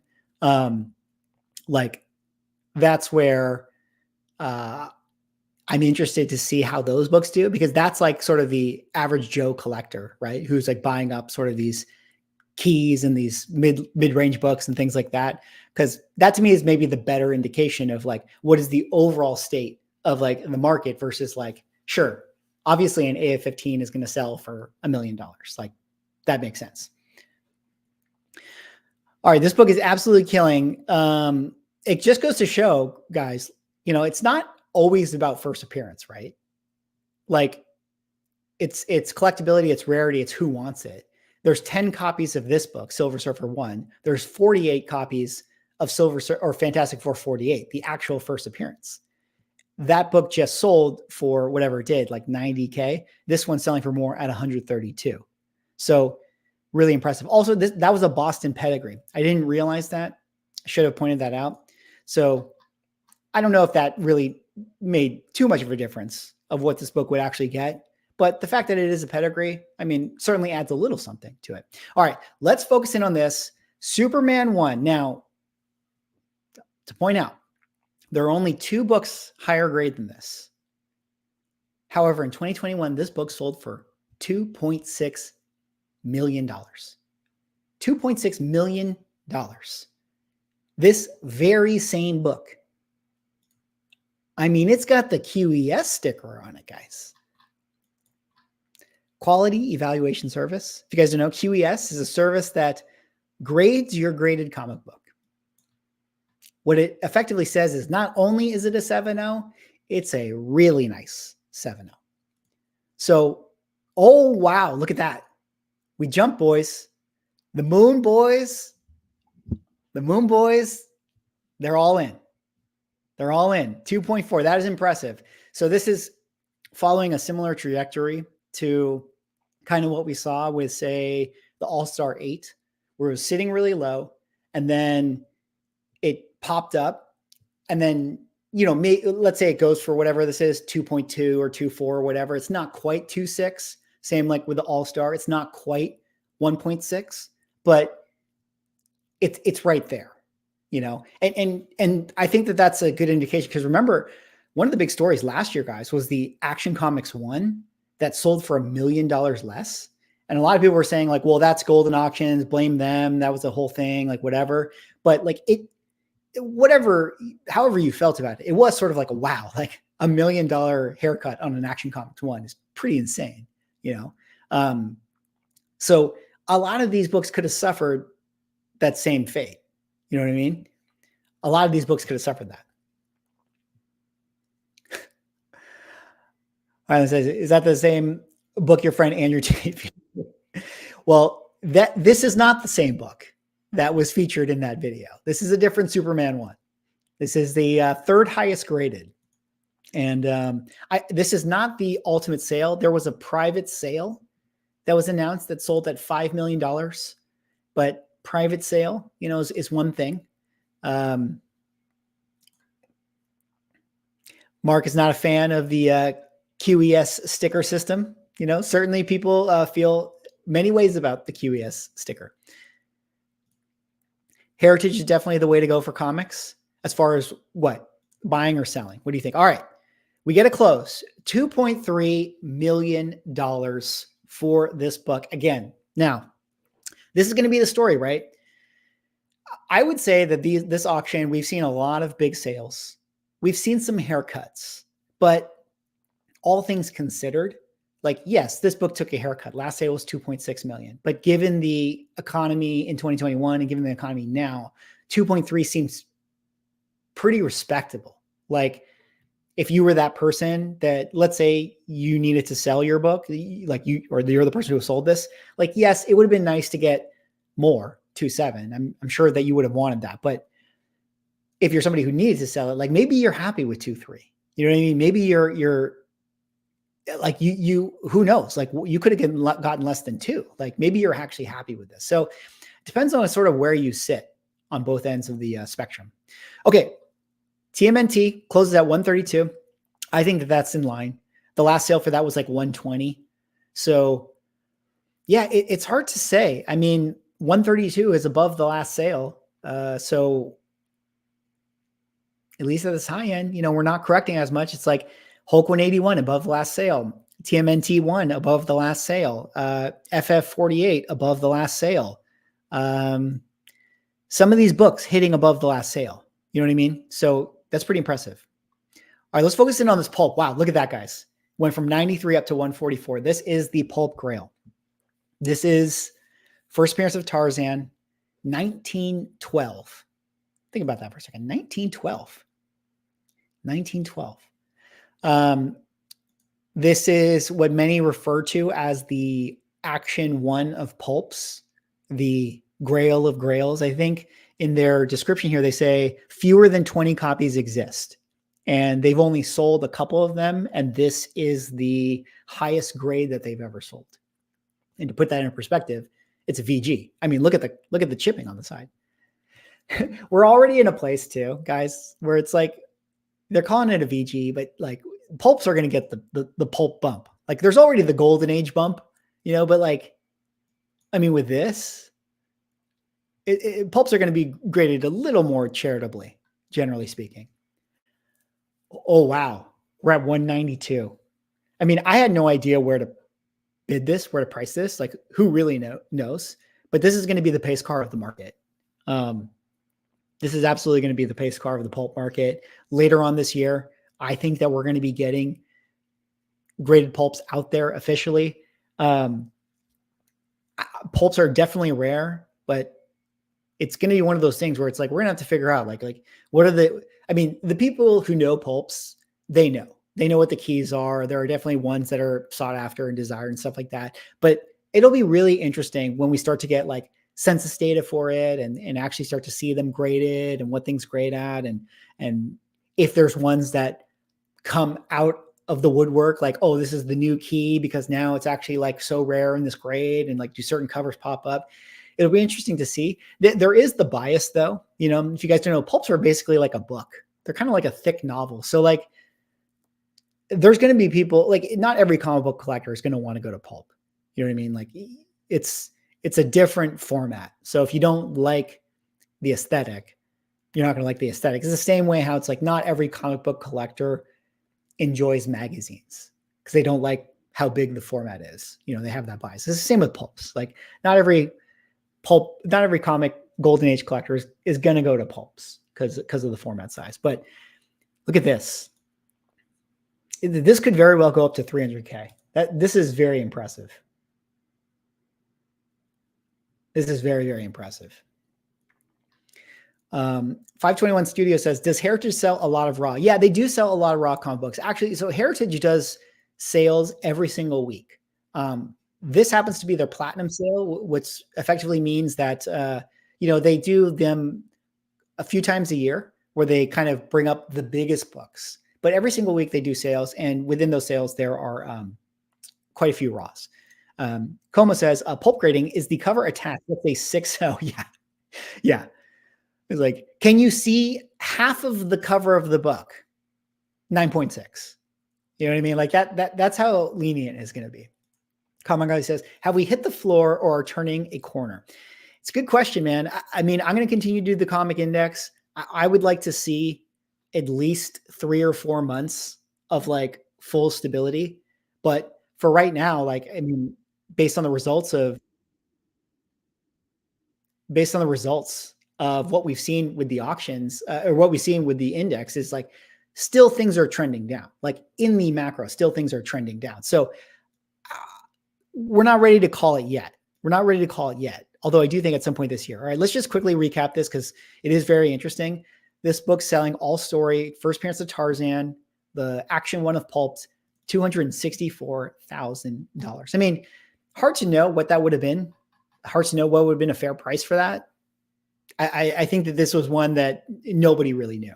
I mean, maybe there's some Pulp people that are like Pulp experts that could have predicted that, but I certainly wouldn't have known what this was going to sell for, being that I think earlier in the day it was sitting at 70K. So it went for a lot, really, really popped up. So really, really cool. I mean, what an auction, guys.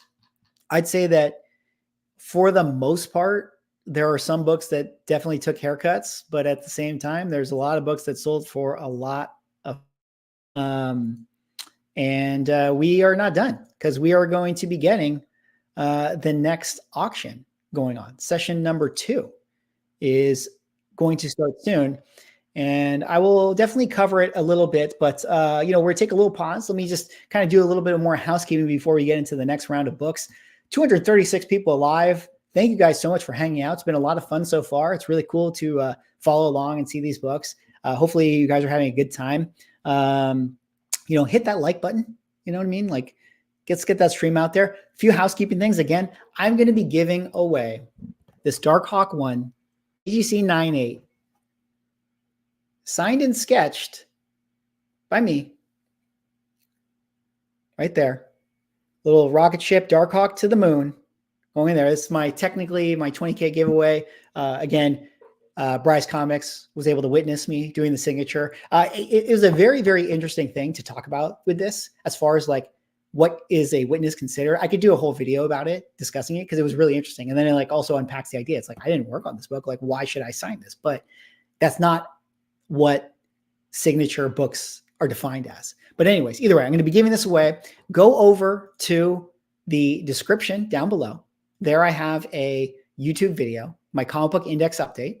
You're going to go over there. You're going to subscribe, or you're going to subscribe to my channel. You're going to comment in that video. And then later on, before I wrap up the stream, I'm going to do a random comic picker. We're going to do it live. I'm going to give away this book live. I'm going to pick out the person. Also, go follow the pre-launch page for Sanity, my Kickstarter.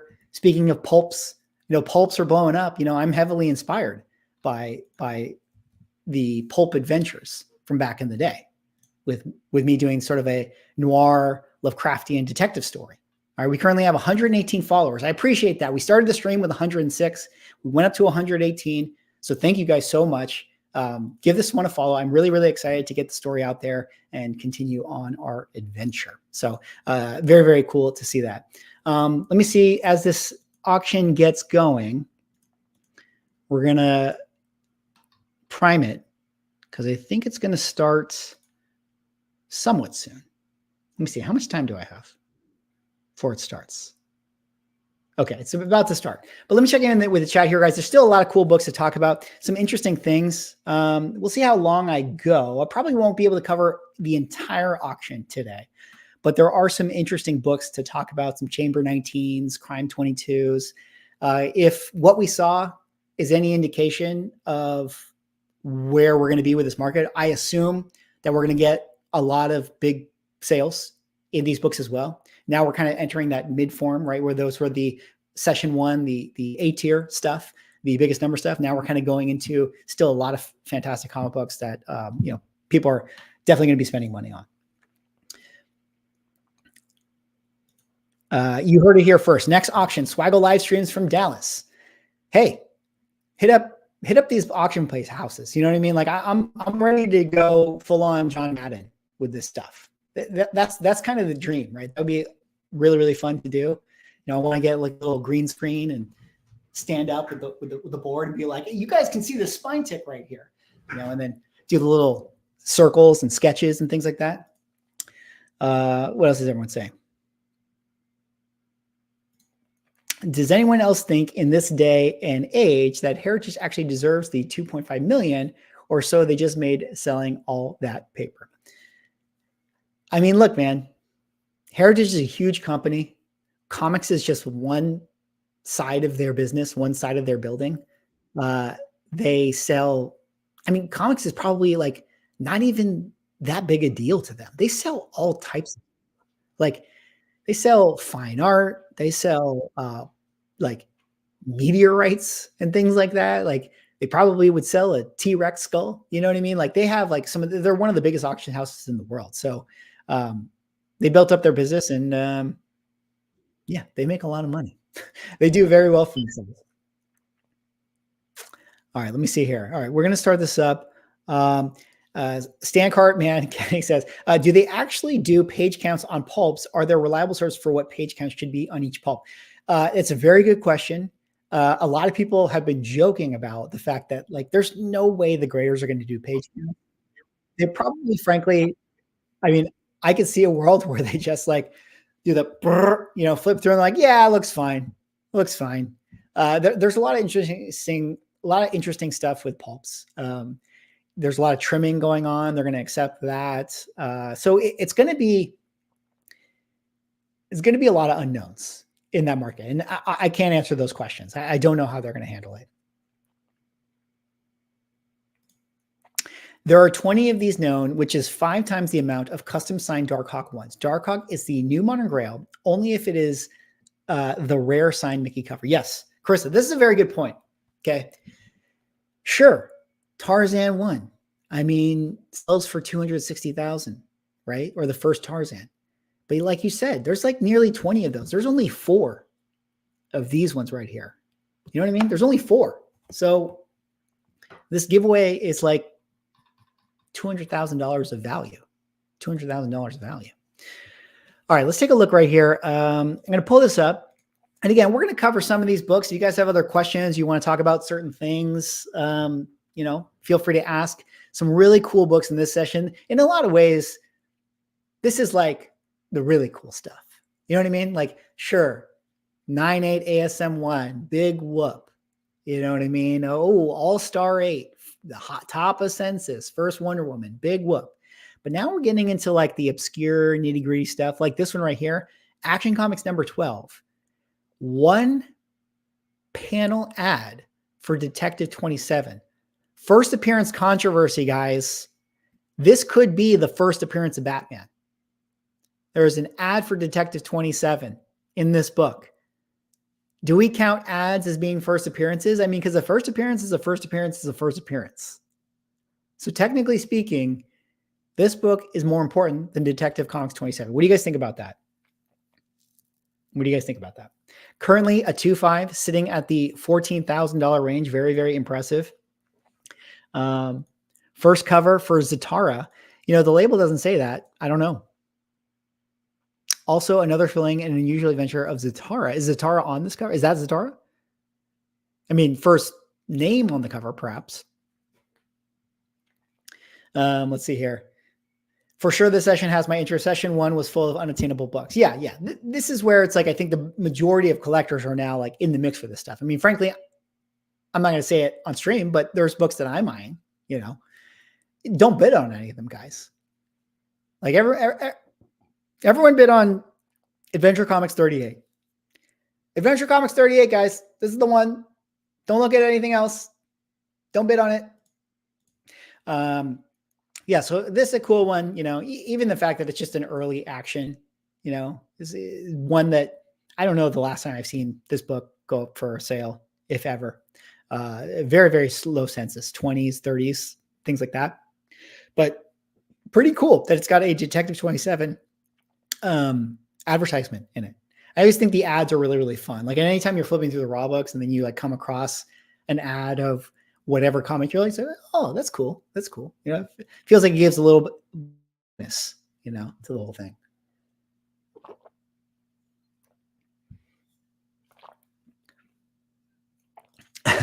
Should we just buy storage lockers at $700 a piece and hope to find comic books?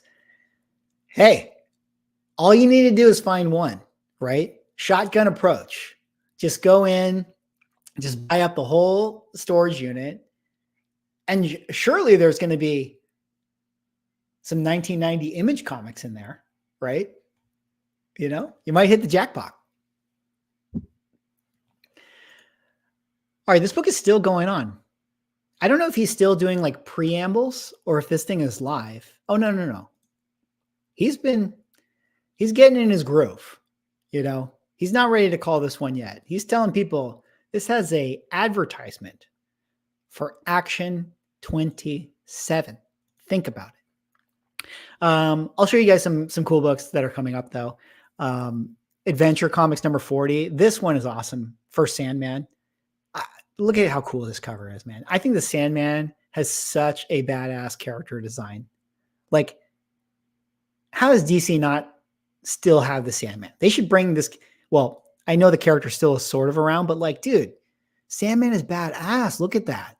That's so cool. We got another All-Star Comics number 8. We have this 2-0 Batman 1. Now, I was thinking that this was going to be a book that struggled to get to 100K. Like my feeling was this was going to be probably the cheapest Batman 1 that has gone on sale in the last couple of years. But being that we're at 81K and given what Platinum Session 1 did, I think that this will definitely get into the 100K. I mean, probably take, again, a little bit of a haircut compared to some of the other sales. Got some cool books here. Batman 2, Bat 11, some interesting ones. These Chamber 19s are beautiful. These are going to be cool to see. I figured both of these are going to be at $15,000 for sure. So 13K right there. Crime 22 is 7.5, really high grade copy of this. You got this one that's really cool. Detective 31, maybe the best Batman cover there is in all of comic books. Let me know what you guys think. This one's awesome. Detective 33, another sweet Batman cover. First Robin, more cool detective stuff. Human Torch stuff, some Marvel Mysteries, Human Torch versus Namor. This is going to be a big one. 30K book right there. Some Spectre stuff. That's pretty cool. Punch Comics, low grade Superman 1, you know, and then kind of rounds out all the way into here. Albedo number 2. I'm very curious to see what this one sells for. This one is very cool. And then we get into some higher grade Silver Age. So some cool books to kind of follow along with here. Como says, that Adventure 40 is my favorite book in the whole auction. Yeah. This book, guys, I mean, this one for sure, it's currently sitting at 40K. I think 50, for sure it's going to get 50. It doesn't go, Blue Label of this does not go on sale that often. Let's see, the Adventure 39 in a 4.0 was the last Blue Label that sold at 31K. So I suspect this could get a few more bids and be in that $50,000 level. But I mean, look at how cool this is. Look at how badass that looks. I mean, this just takes me back. You know, this is like so of the time. 1939. So cool.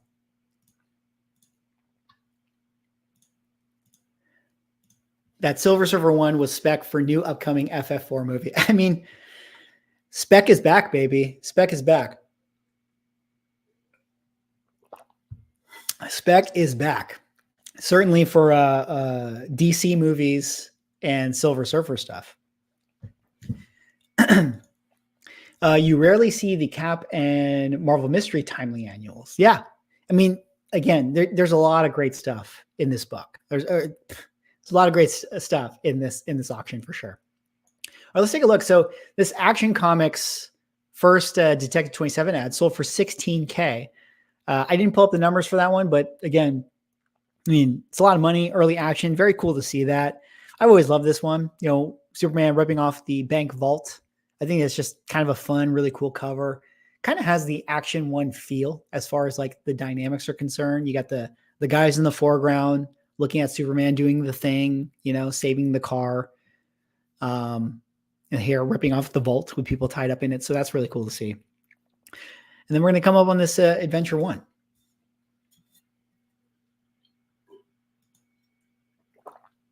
Let's see some of those pedigree books. Oh, you mean this one right here? So this one's kind of interesting. The Promise Collection books, guys. Now, when it comes to pedigrees, there is no denying that the Promise Collection is the coolest one, right? I think that's safe to say. As far as a story is concerned, the Promise Collection is the coolest one. And as far as just having a book as like kind of a nice little cherry in your collection, to have a Promise Collection book, I think is really, really cool. But man, oh man, did these books sell for a lot of money. You know, when they first came out, you know, we were in 2021. I think it was the end of 2021. There was a lot of hype for these Promise Collection books. And there's a lot of stuff like, you know, that, I mean, listen, I know why you guys want this cover. Okay. I know why you guys want it. All right. But let's not kid ourselves. There was a lot of fill stuff that sold to the Promise Collection that people spent a lot of money for. And you just have to wonder, like, you know, there's a lot of these Promise Collection books that keep finding their way back into being sold. So people being like, do I really need this $5,000 run fill high grade book? Probably not. You know, I could take that $5,000 and buy this other key that I really, really want. But again, so cool to have that book, to have that label, I should say.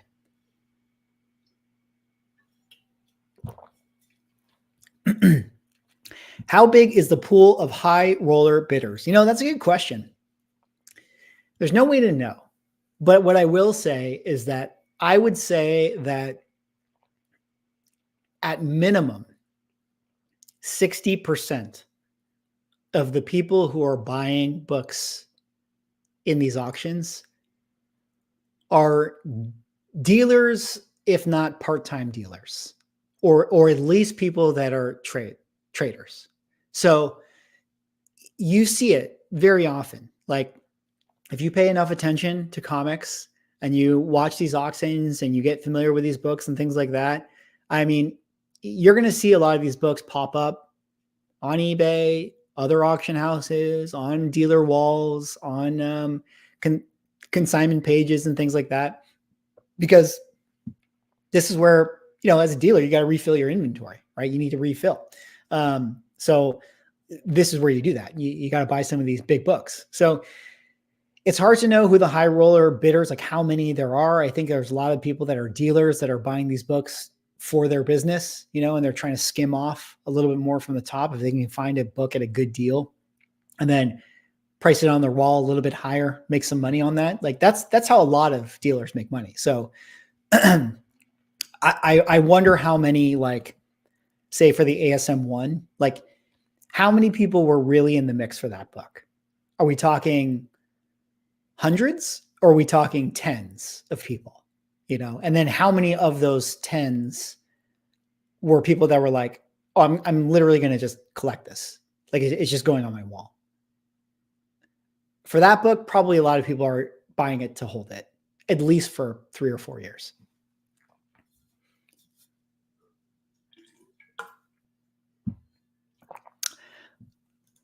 Swile House high roller bidder. Yeah. Hey man, maybe I should just sell my Darkhawk 1 sign for $200K and flip it into something else. All right, we got the Adventure Comics Sandman book coming up. This one's going to be a fun one to see. Let's see. Major says, I would guess 80% of people in IG claim sales are reselling to fund their collecting, if not as a full-time business. Folks buying the same books nonstop. Yeah, I agree with you, Major. I mean, like, it's hard to say, right? Like if I did a poll on my YouTube right now, which this might be a good poll for science, just a poll that says, how many people only collect? How many people collect / sell part-time? How many people sell full-time? And then how many people don't collect at all and sell only, you know, and what the percentage breakdowns would be? Would it be that 80% of people actually also collect and sell.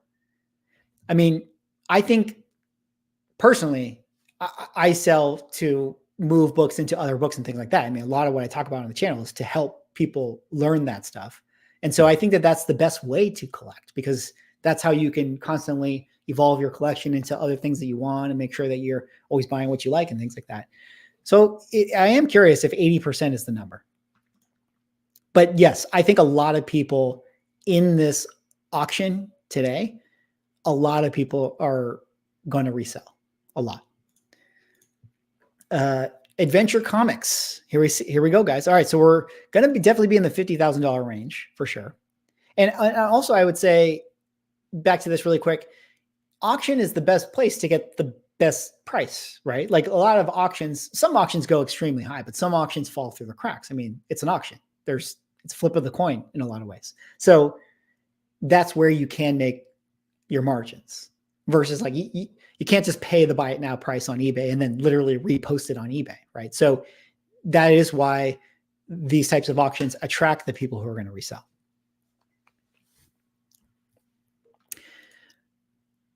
All right, 49,200. So didn't get another bid. So kind of land, I would call this 50K even. So I think that that's the right number. You know, the 4.0 sold for 30 something thousand, 31, 32.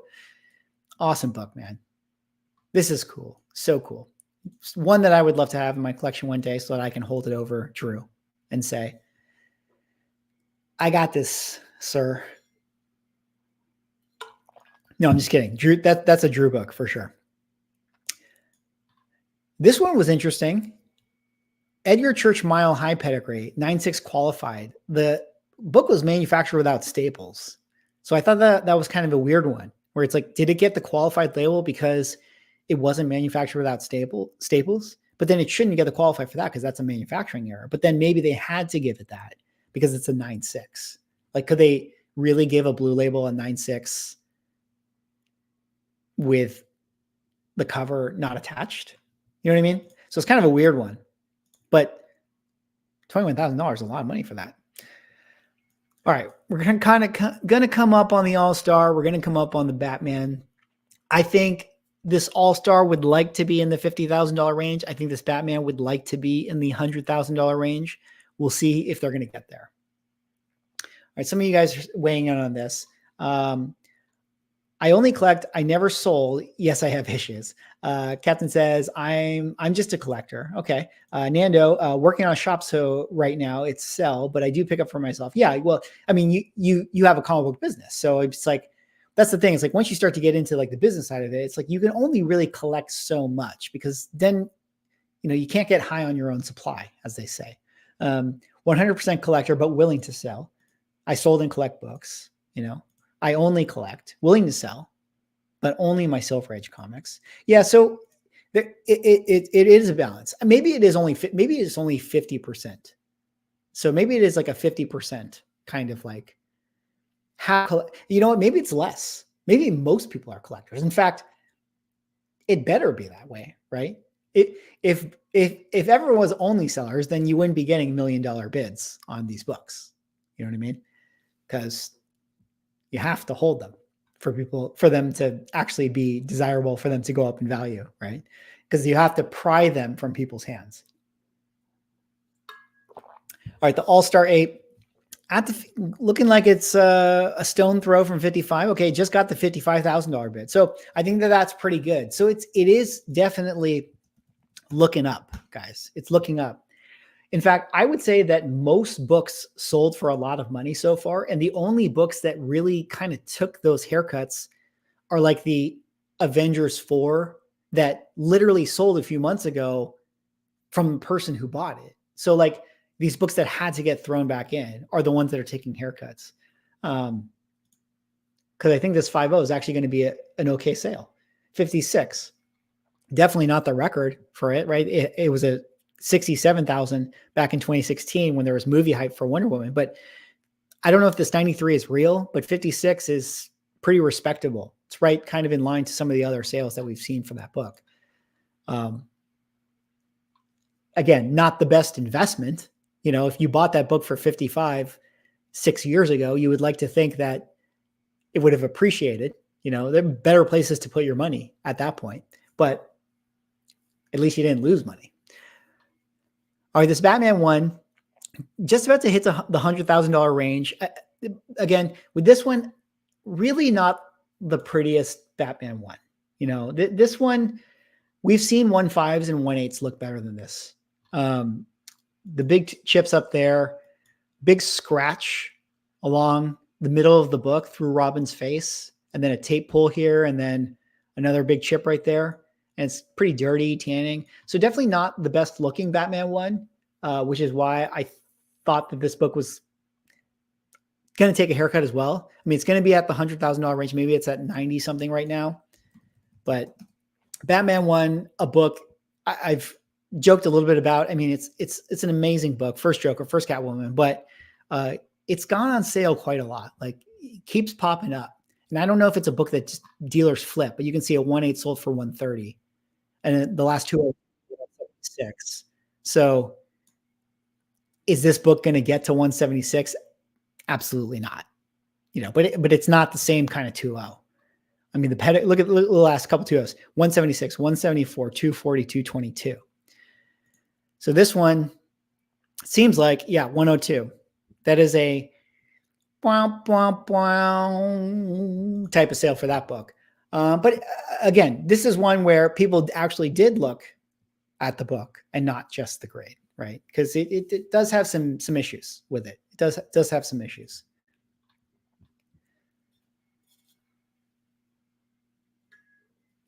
All right, so we got a couple more Batmans coming up. Some really nice presenting Batman 2 and a 6.0. Beautiful book. You got a nice Batman 11. One of my favorite Batman covers, or Joker covers, I should say. There's a lot of cool Joker covers. This is the first Joker in the Batman title. So what's cool about this is it's like, just when you look at it, it's like, says Batman at the top, and you have Joker getting punched by Batman. Like, as far as like the aesthetics that you would want for a Batman collectible, this is great. This is fantastic. Like, even though Detective Comics probably have more value, the early ones and things like that, or certainly they have more value than some of the Batman ones, there is something nice and satisfying about it saying Batman at the top. It's similar to the Superman. Something nice about it saying Superman, as opposed to Action Comics, things like that, just from a collectible standpoint. So really, really cool book on that one.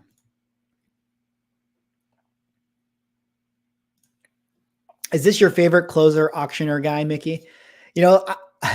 I've met some of the auctioneers when I went to the auctions and stuff like that. I will say, I don't know his name. I've never talked to him, but he's always very sharply dressed, very, very professional, very good at what he does. And the auctioneers make a difference. They really get that money out, so these guys got to work hard. They got to work hard. I do wonder if there's like real inside auction stuff. Like, if you're somebody who consigns with Heritage, you're like, I only want Ted to sell my books. Don't let Steve sell my books. You know what I mean? Like, there must be a little bit of that. Selling comics, Spec, and flippers have been around since comic collecting started. Absolutely. If you go back to the Overstreet, as soon as Overstreet came into play, that's when the market changed, like in 1971 or 72, right? Once you had a pricing guide get into comic books, then it was like, oh, comic books are actually valuable, right? People could look at that. So Overstreet changed the game. And then you go 20 years later and you have Wizard Magazine, and Wizard Magazine was like, literally had Spec picks as articles in the magazine. So Spec has always been a part of the hobby. It's intrinsic to the hobby. It's always been around. So I joke about Spec being dead or Spec is back, because I just like to be, flippant about a lot of topics, to echo whatever the comic culture is doing at that time. But Spec's always going to be a part of it. Spec will always be there.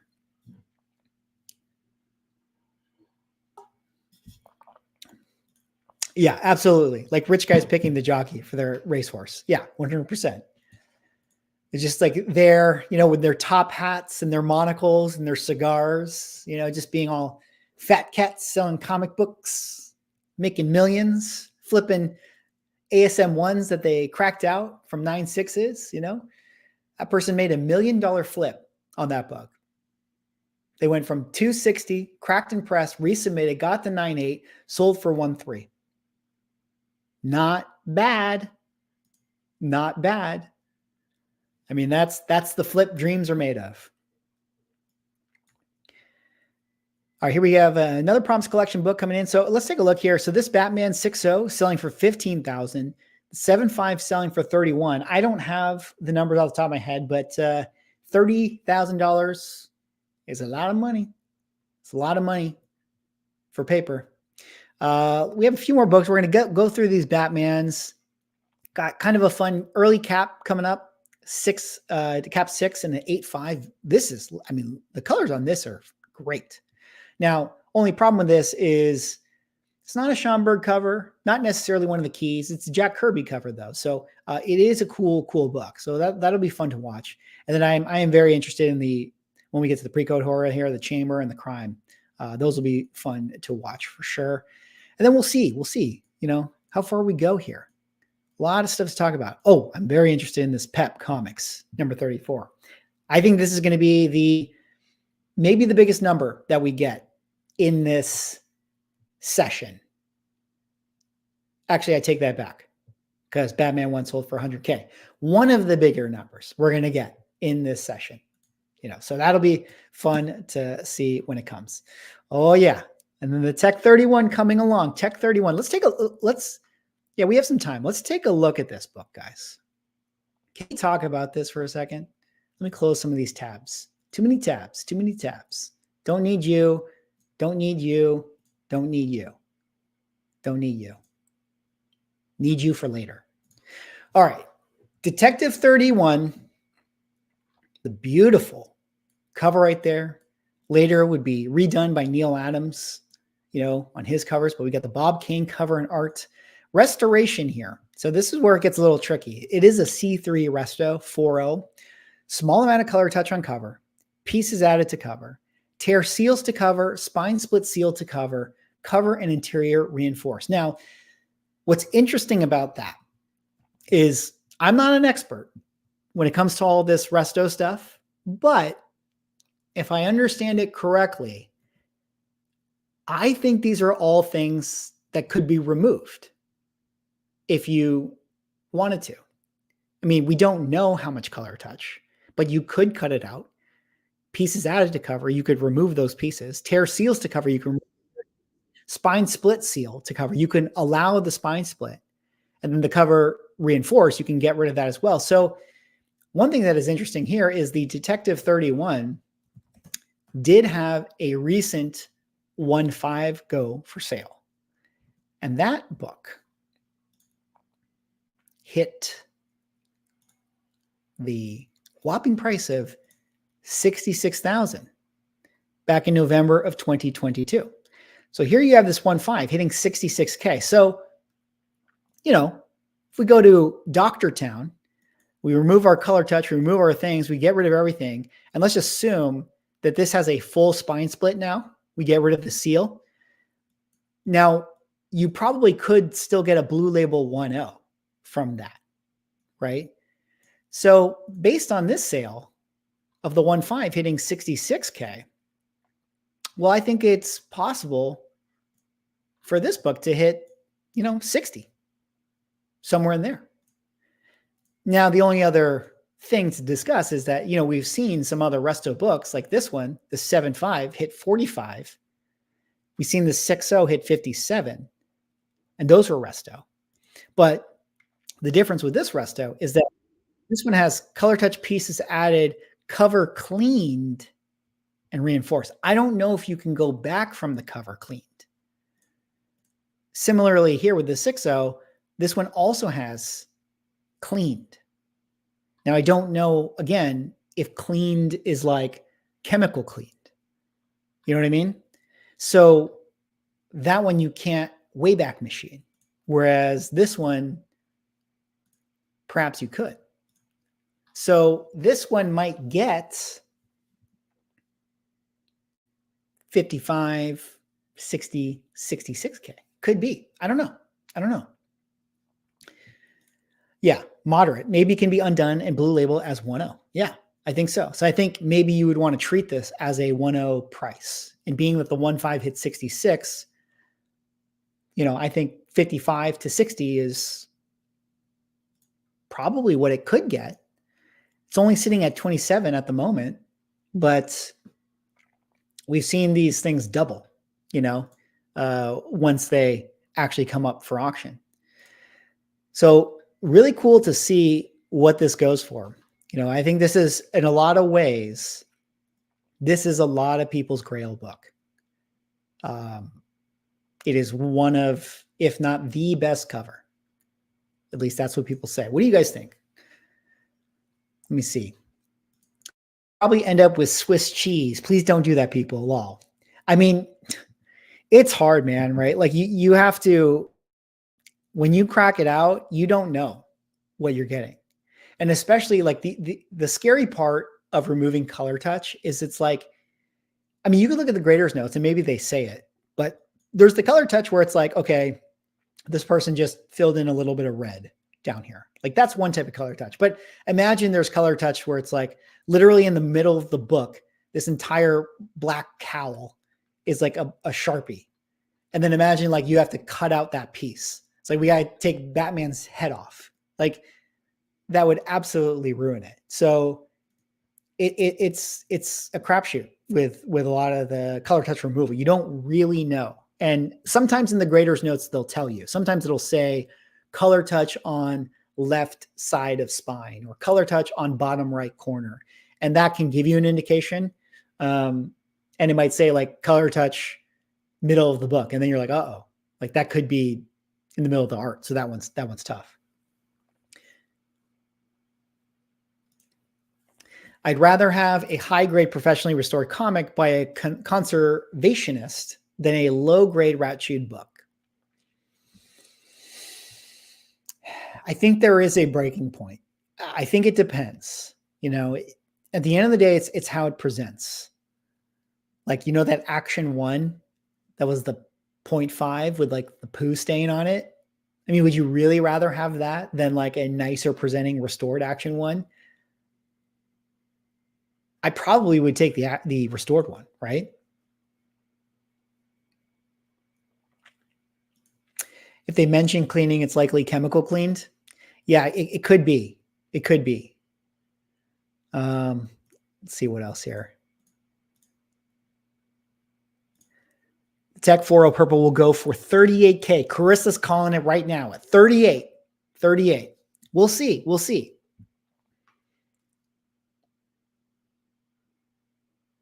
Agent Smith has it at 33. 33 proportionally for the 4.0 moderate is probably the right number. All right, put your bets in now, guys. Put your bets in now. I mean, let's point this out. The last 7.5 restored went for 45. So, maybe that's the way to evaluate it. Should go down to 30. So I think you guys are right. You can't get 60 because you're taking a lot of risk to do all this work to get it to the 1.0 label. So you got to have a little bit of wiggle room. Got to have a little bit of wiggle room there.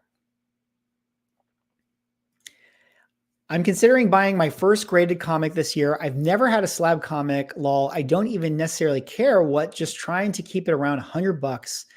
Yeah, man, just absolutely do it. As Derek says, do it. Just find a book that you like. Yeah, start with something not too expensive. Pick one up, see if you like it. See if you like the slab books, how they feel, how they look. And then go from there. All right, 34K.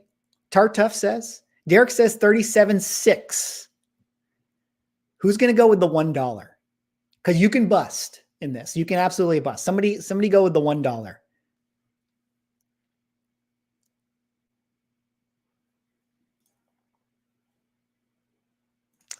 It's funny that someone adding color to a book makes it worth less than someone cutting that color out of the book and reducing its overall integrity. Yeah.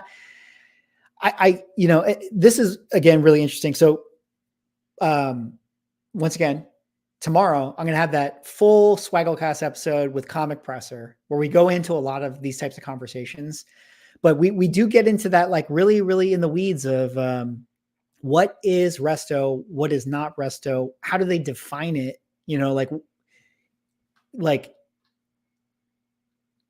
And what is considered tampering, and what is it that people ultimately want to collect? Because is it that people don't like resto because it's like you've added to the book, you've taken it away from what it was when it was originally sold off of the shelf.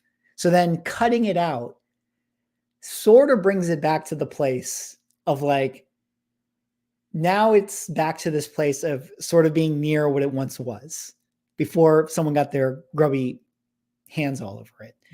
But it is a very interesting thing, once you get to start to the cutout stuff. And then you do have some of those books that do look a little weird where like sometimes you have the color touch on the spine and then you have like someone took like a hole puncher and they just like cut out all these little, what would be color touch ticks on the spine, and kind of gives a little bit of a look to the book, but we'll see.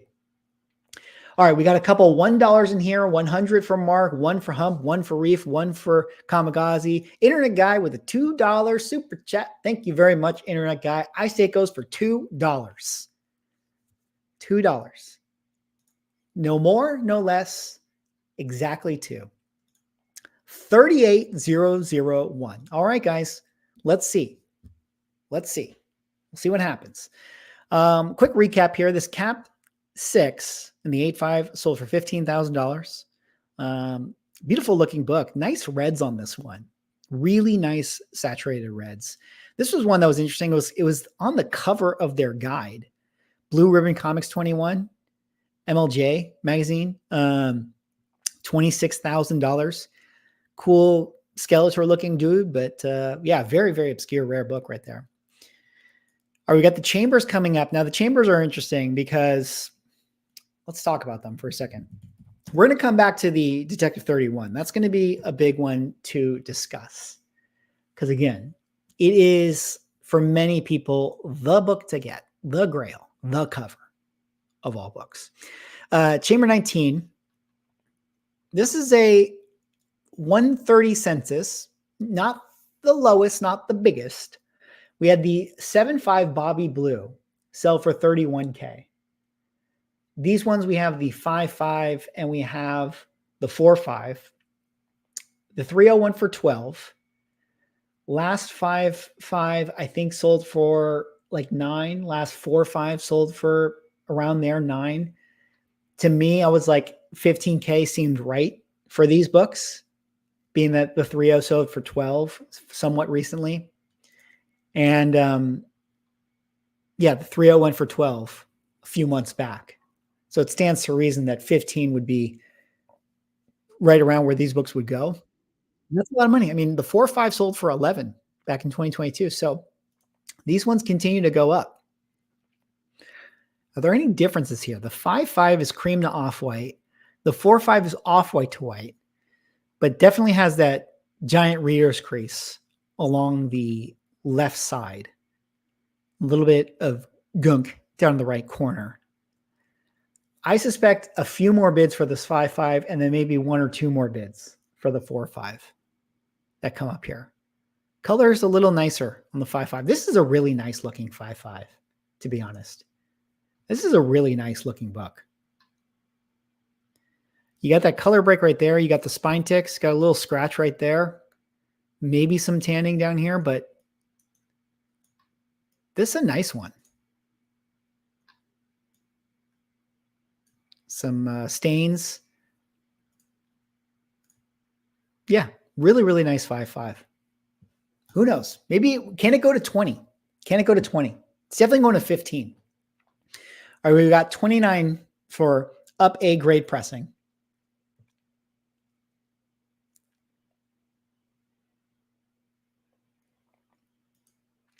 How much can a person get Sanity ungraded?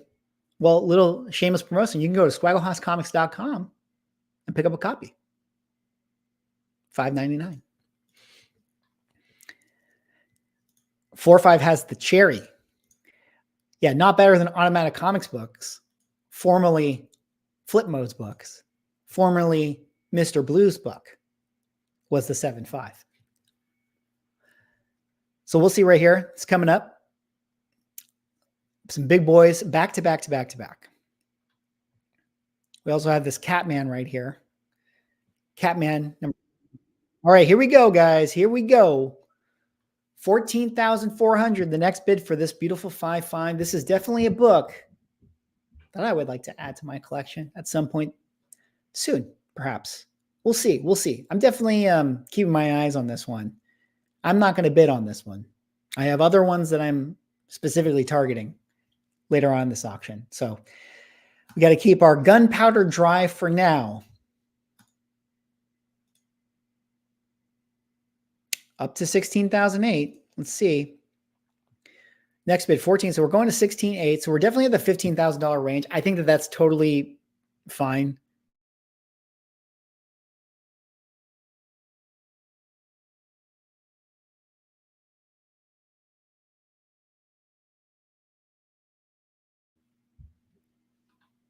Let's take a look.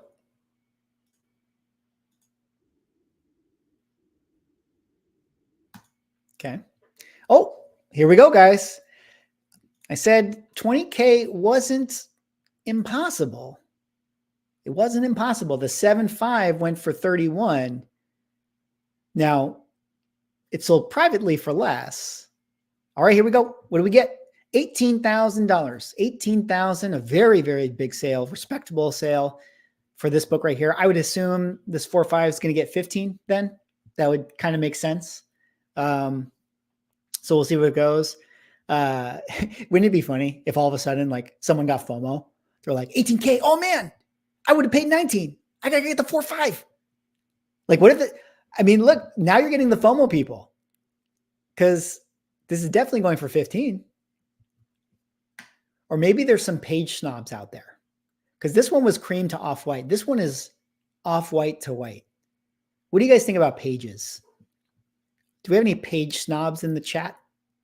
You know, just people who can't deal with the cream.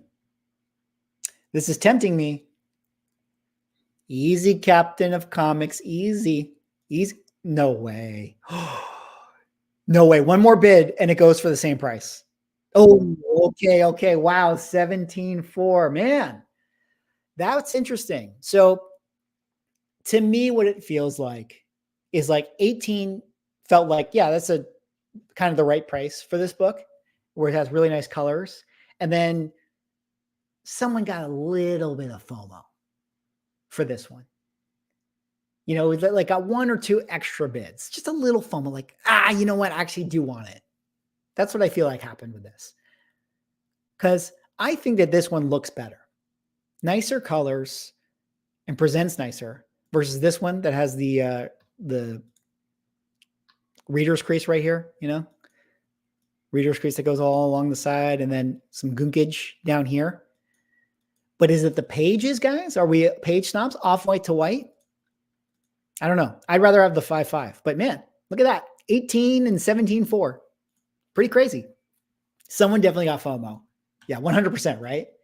Someone got FOMO. They're like, no, I want it. I want it. All right, next up here, we got the Crime 22. Let's see, what did I have for this one? So a 6.5 sold for 20K. That was one of the more recent sales for this. 6.5 sold for 20. This feels like it should want to be in the $30,000 range. Currently at 16,000. Now, this is one of those books that has a higher census for what it is. Like, I think there's nearly 500 copies on the census, 400 something. It has gone up for sale a decent amount, especially since it's been getting such high prices that you're incentivized to sell if you have it. So you can see here, there was a 6.5, a lot of 3.5 selling. So 5.5 went for 9,000. And then a 6.5 went for 15.6. But then let's see what 15.6. Oh, prior to that, it was 24,000. That's where I got that number. And then the 7.0s, or there were some 8.0s that went for like 40 or something crazy. No, 8.5 maybe it was. Hard with this one. Yeah, 8.5 went for 40, but that was a pedigree, but then a 52 before that. So I don't know, like it could have been 30 in that range. Hard to say with this one. But again, there's a lot of options. A lot of 3.5s that have been going on sale. A lot of big numbers this book has been pulling. So it's hard to say.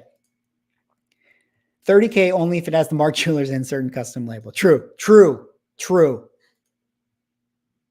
All right, and we get the close at 20K. 20K. So yeah, this is again one of those things. This is why, like, 6.5 went for 24, and then it went to 15, and then that 7.5 went for 20.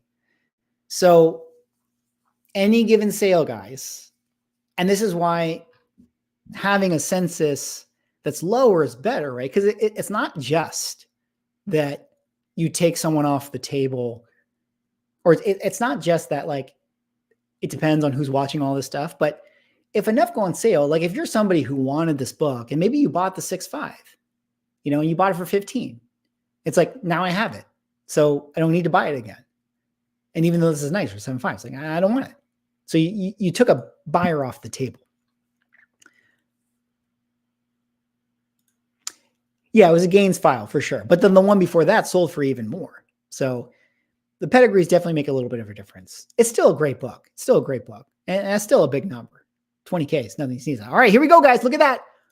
Everybody was wrong. All of y'all were wrong. We went immediately up to 49K. Everybody busts. Like I said, we were at the, let's pull it up. The 1.5 went for 66. This has resto that could be removed and go to the 1.0, and you can get your sweet, sweet, sweet blue label for this. Now, is he going to get another bid? That's the question. So 66, see the 7.5 sold for 45, but that has resto that cannot be removed. So it closed at 48. So the 4.0 restored sold for more than the 7.5 restored because, again, this resto is removable. So $48,000. Who won? Finna bust. So a big number, but when you think about it and you kind of unpack it and then you do those calculations, that's always one of the things with resto that you have to consider. A lot of people, the rule of thumb is sort of like resto sells for half of the value. But then if you really get into the weeds, you can start to think like, okay, well, what are like some of those factors of like, well, what kind of resto? Can I remove it? Can I actually get a blue label? And if I did remove it, what grade would I get? And that one, it felt like, okay, you can remove it and you can go down to a 1. So blue label 1.0, 48,000. Makes sense. Didn't really talk about this one. The Detective 33, another cool early Batman cover. First appearance of Thomas Wayne. That one's pretty cool, pretty fun. We're going to take a look at Detective 38, 1.8, currently sitting at 25. Now, a 1.5 sold for 27K.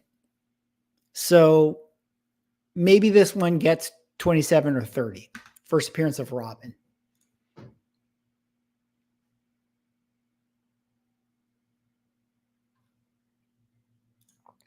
Is that what I should do? Sanity 3 comes out, a text swipe of 31. I don't have any cover swipes. But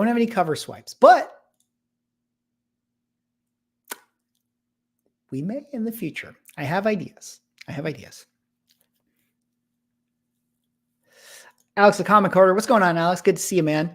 I was hoping that the All-Star 8.5 would have sold for more. Not terrible, but I want that book to thrive in lower grades. Yeah, it's funny with that one. Like it's definitely it's had its pullbacks. You know, I think that one got specced on, right? Like with the Wonder Woman movie, there's a lot of hype, and then it's funny, man. Like even with Golden Age books, you know, just like Silver Age and Bronze Age and all this stuff. Like, you know, some of these books can get specced on with the same pop culture movie stuff, and they can, you know, be overbought, and then the movies can hurt the perception of them, right? It's like, oh, Wonder Woman 1984 was bad, therefore this book now sucks. You know, it's like same with Morbius.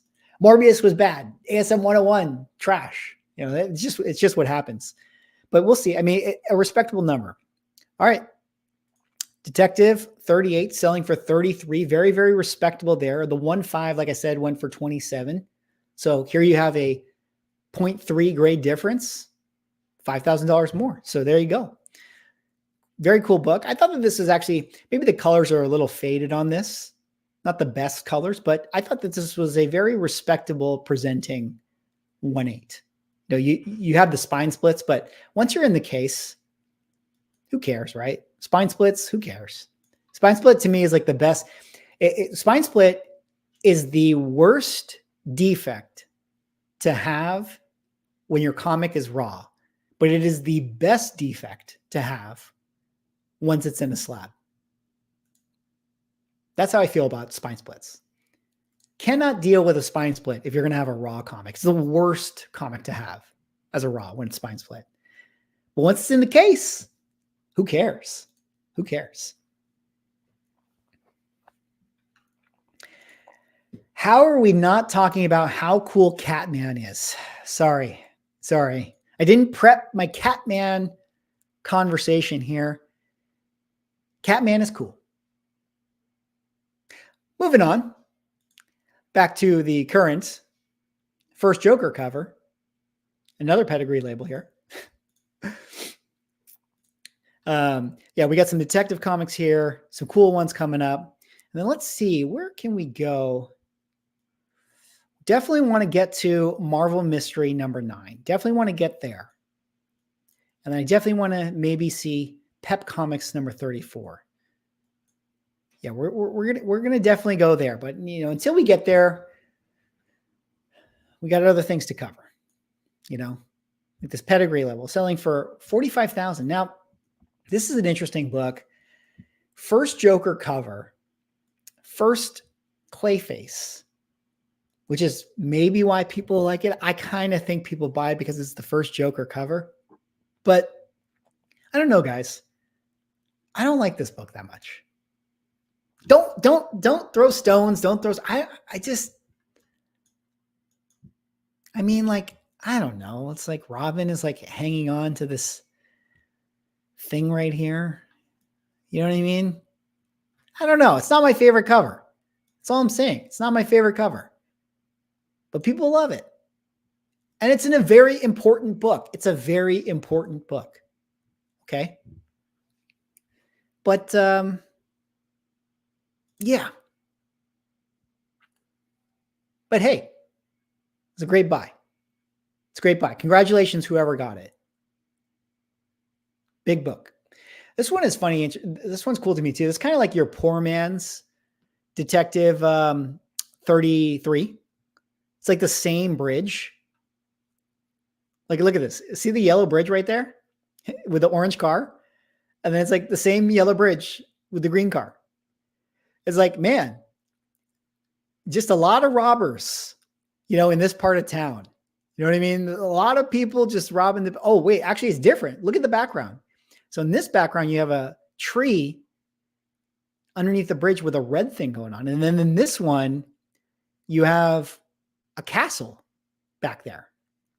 And actually in this one, you have a park bench under the bridge. And then this one, not a park bench. Actually, the cobbling is different. So, yeah, I guess they're not the same. So Bob Kane just said, hey, Swagahoss, shut the F up. Okay.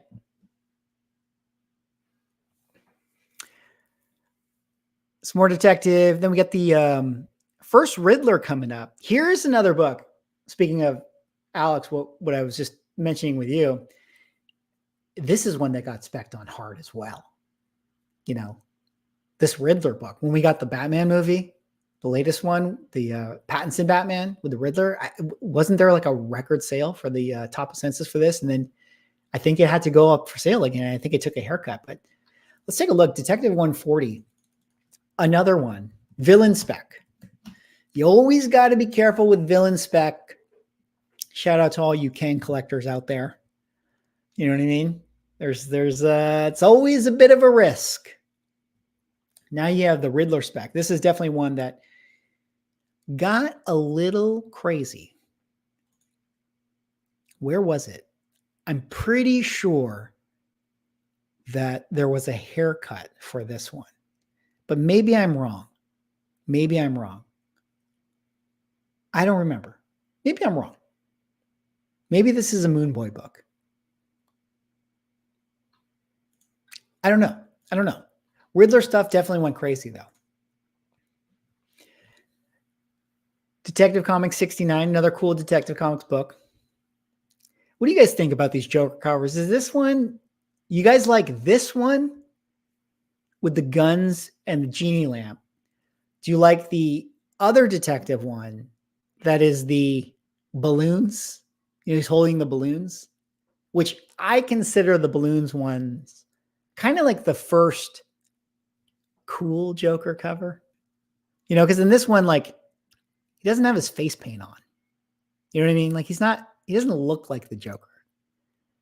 And then you have the Batman 11 where he's getting punched. To me, those are kind of like the 3, 4, 5 early Joker covers. A lot of people like this one. I prefer 11, even though 11 is like the 4th or 5th cover or something like that. But my second favorite would be the balloons. And then my third favorite would be this one. And then my fourth favorite would be his actual first cover.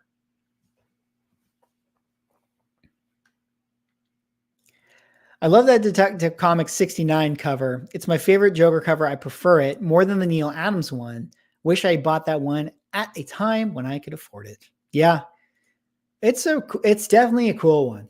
And it's an expensive book. Like, even at the lowest grade, it's still a $2,000, $3,000, $4,000 book. I think at like a 1.0. So it is one of the best Joker covers. Certainly one of the ones that Joker covers like to collect for sure. Tech 71 for the win. Is that the one where he's got the calendar and he's like ripping up the calendar and stuff? There's another one of that is eventually going to go on sale in this auction. All right, we got a little bit of a ways away. How long have we been streaming here, guys? 2:47, man. 2 hours and 47 minutes. Thanks again for hanging out with me in this auction here today, guys. It's been a lot of fun. Really, really appreciate it. Hopefully you guys are enjoying it, having some fun. You know, some big money sales, some crazy, crazy purchases. Feels like comic books are going to the moon once again. The Moon Boys have come to play. This has been a big auction so far. At least I think it's been a big auction so far. Certainly some haircuts, but I would say that given the circumstances, it's still pretty impressive for a lot of these books to be within 10% of what their record was in their previous sales. I think that that's a good thing, good sign.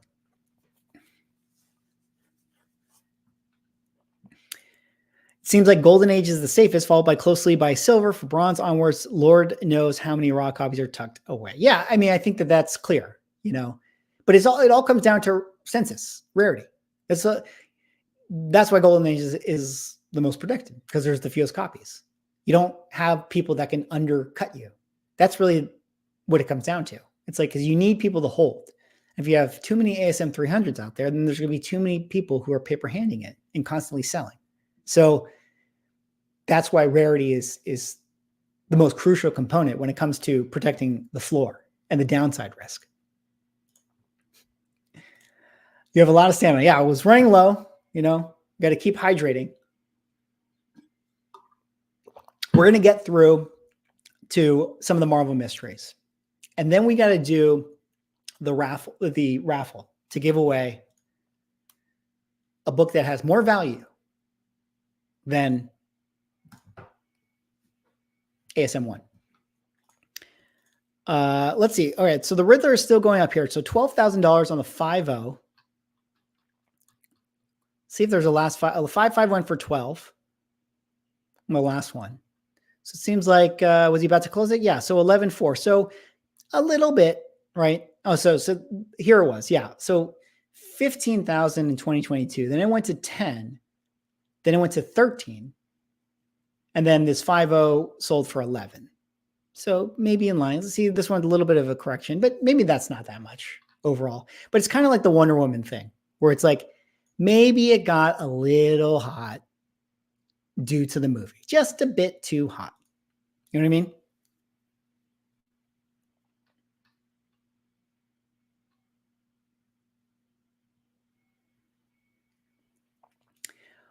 Over 2 hours and still have over 200 watchers. Great fun. Thank you, Mickey. Yeah.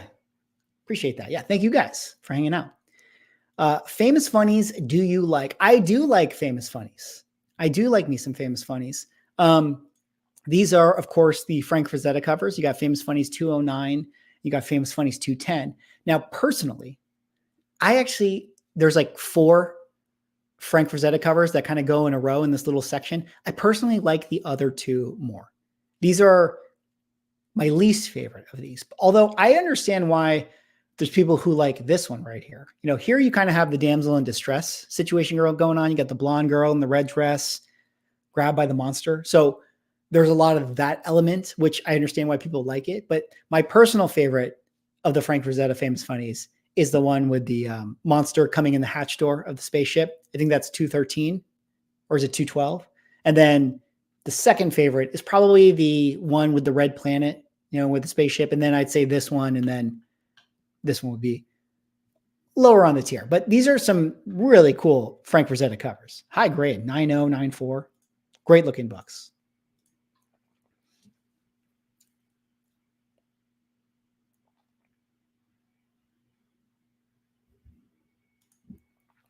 Mickey's dream is to direct a Darkhawk movie. Kevin, if you're out there, call me up. I won't disappoint. I'm literally the one person that probably would care to make it as good as it should be.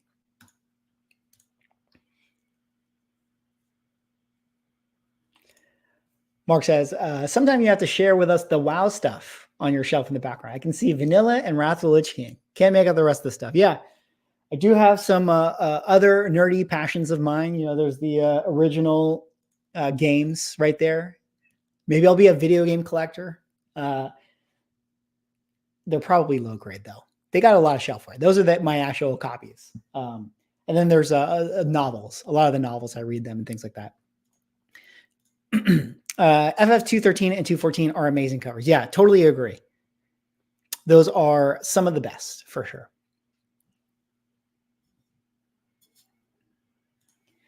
I see a Detective Comics 6905 on eBay for auction. Seems like a really good deal. Well, CS, as we've established, we are in buy mode. You know, at one point we were at sell, but only for a little bit. Only for Avengers 4, where we sell. Now, buy. Everyone is buy.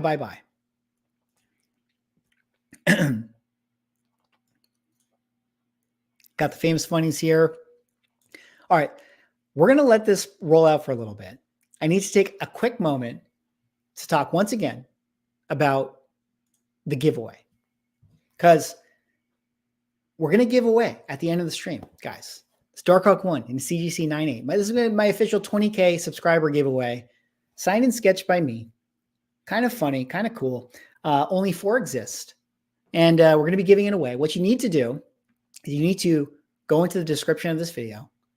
You're going to see 2 links. One is the pre-launch page for my Kickstarter Sanity. Go give that a follow. Subscribe to my channel. Subscribe to Bride's channel. And then go over to the other link, which is the Comic Index update video, and leave a comment there. Because at the end of the stream, I'm going to go over here. I'm going to paste it in the YouTube random comic picker. And then I'm going to pick someone who's going to be the winner from that section. So that's what you need to do. So make sure you do that before you can't anymore. All right, $6,000 for Famous Funnies 209, Frank Frazetta cover. You know, Frank Frazetta, I mean, what can you say about the guy? Just the most amazing artist, if not, or one of the most amazing artists, if not the most amazing artist. Huge fan base. Insane prices for his original art and oil paintings and things like that. I mean, that is a flex, right? I mean, look, we collect comic books and things like that, guys, and that'd be cool to buy an ASM1 for $1 million. But if you have $1 million, I mean, you know, you might want to get an oil painting of Frank Frazetta. You know what I mean? That might be where you want to put that money. Famous Funnies 209. Obviously, a lot of these cool Famous Funnies covers, things like that people are always going to spend money on. I personally like this one a little bit more because of the damsel in distress factor. But yeah, when I see the other ones, the spaceship ones, I always pause for a second. Like, it's always nice when I see them in person. They look really great.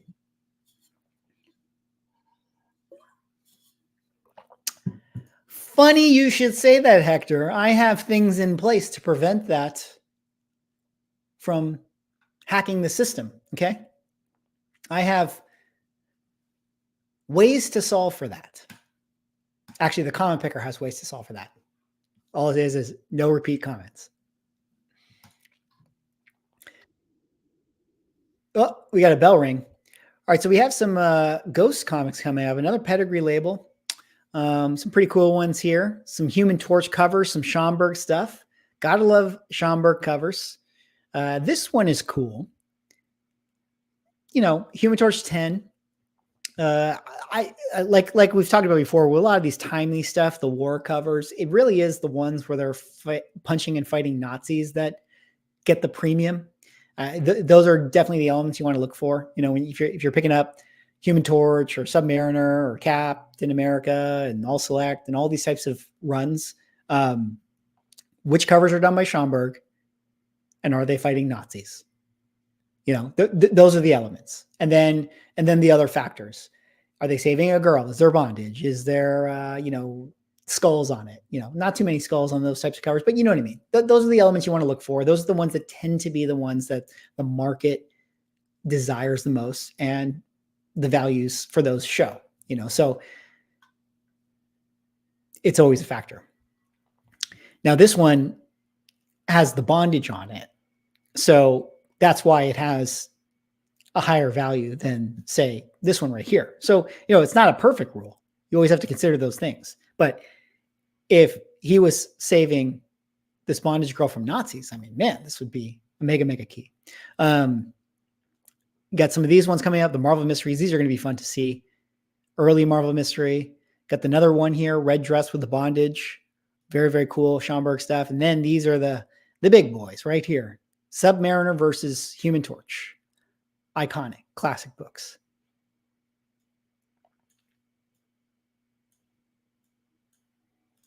Absolutely incredible.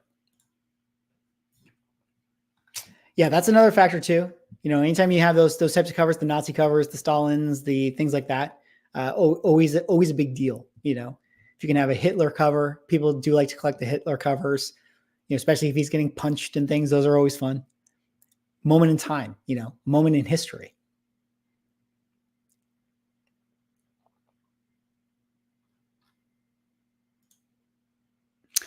Oh, Green Lantern #1.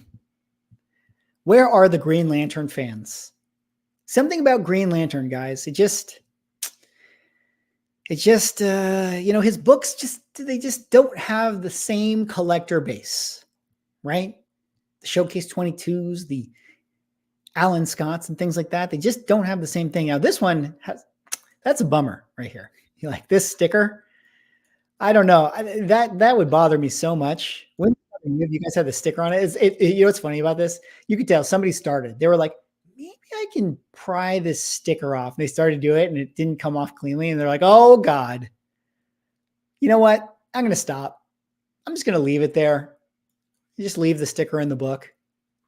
But, you know, Green Lantern #1, a cool book. I love the Green Lantern character. I like the lore when you get to like space stuff. But yeah, it doesn't have the same sort of collector base, you know? Yeah, like Mikey says, he's not a fan of Green Lantern. You know what I mean? It just doesn't have the same following. Yeah, I did not see that sticker. Yeah, yeah. DC has destroyed that character. Oh, we talked about the current publishing of that. Yeah, I know that that's become a hot button issue. I don't know enough to know of what's going on with that. Well, I do know a little bit about it, but I don't have an opinion on it. I do have an opinion on it, but that's neither here nor there. That's a different video. I bet the art restore can remove that sticker somehow. I'm sure that the sticker could be removed. I mean, like there's got to be a way. There's got to be a way to get it off. It just take a little bit of a zhuzhing. This is interesting, Oilers Workshop. I kind of agree with you here because I think I'm literally in the same boat. I've always liked the idea of Green Lantern, but never been attracted to his execution. I think I'm right there with you because I like the idea of Green Lantern. I just never find myself enjoying like reading his stuff, or like there's some DC animation stuff that's pretty decent. That's fun. So that stuff's okay, but I don't know, leaves a little bit to be desired. All right. Coming up on the Marvel Mysteries, and then we're going to do the giveaway drawing once we get through the Marvel Mysteries. So should be fun. Should be fun. Be cool to get to that.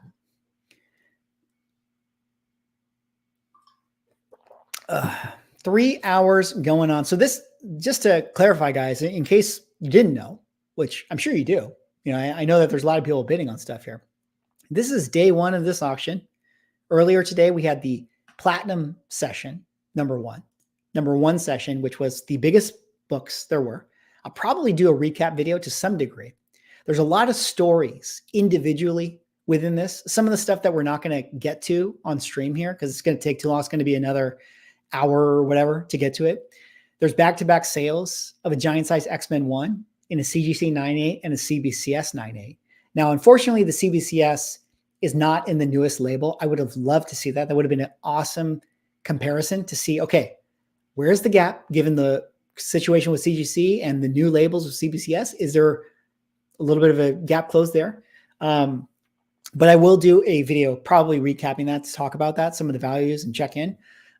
Then also later on, we have everybody's favorite book, Ultimate Fallout 4, the Zuzevich variant in a 9.8 going up for sale. We're going to see what that book gets. Can it get to 5 figures?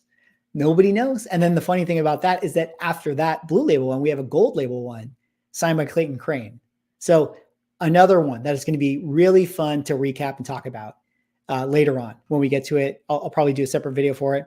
And then there's some other auctions in that. And then tomorrow, the sale continues. There's more sessions of this. I probably won't stream that, but I will pay attention. And then, you know, we'll do recaps if we feel there's recaps that need to be done for some of those sales. So some cool stuff coming out of this. It's always really interesting to cover these big auctions.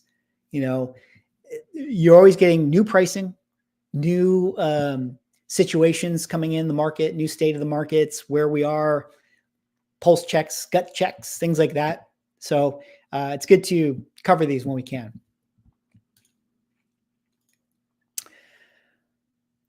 Lawbreaker Suspense number 11.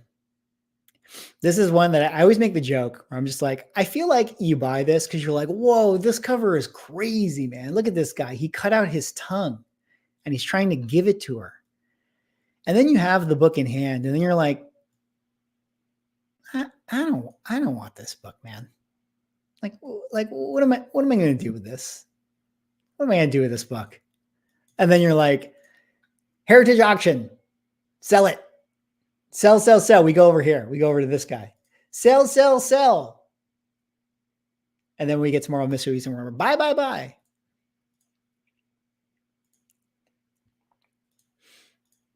But again, this is kind of a big collector book. A lot of people like this cover. Very, very creepy. A little too real. You know what I mean? It's almost too real. This one's a feed store collection. It's got the sticker on it. Feed store collection. I do not know what the feed store collection is. If anyone in the chat has any info on that, let me know. These are cool. These will be cool to see. Some of these early Marvel Mystery ones. Now, this one is the second appearance of Human Torch. So that's kind of a big deal. Unfortunately, he's not on the cover with this. So that kind of a little bit. But historic book. I mean, in a lot of ways, this almost feels cheap to me. Like, I don't know what the prices are, like off the top of my head, but being that this is only at $7,000, given what all the other books have sold for and what this is, like Marvel Mystery Comics #2, like, it's kind of crazy. Like, that seems like super affordable. I mean, Marvel Mystery Comics #1, we all know what that is, like, right? Like one of the biggest grails there is. And then that's the first Human Torch. And then we got this one. I don't know.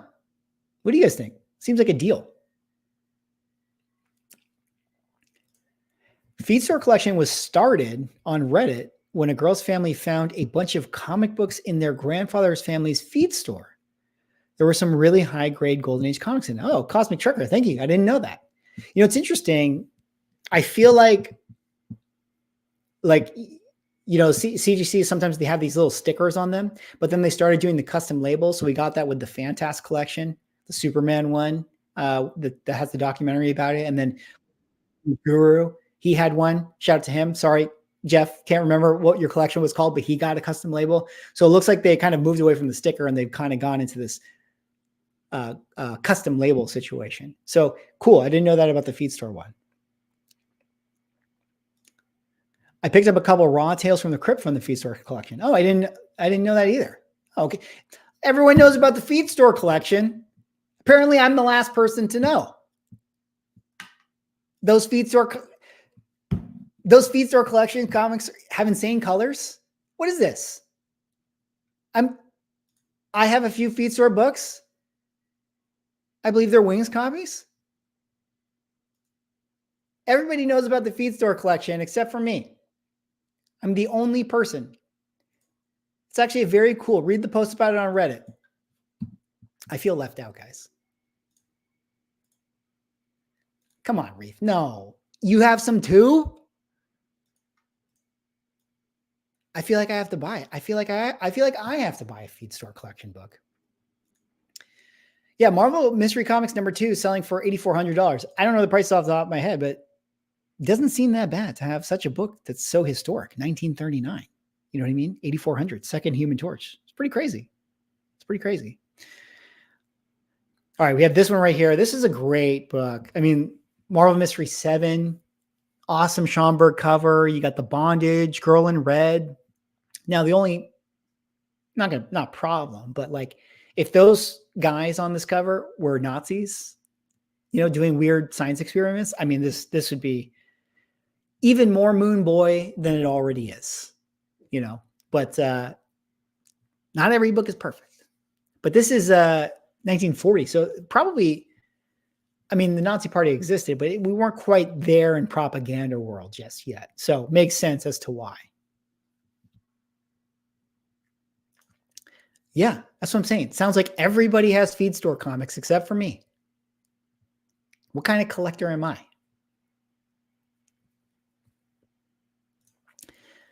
All right, 15,000. These ones are amazing. So the Marvel Mystery Comics 9, this is the second Submariner cover.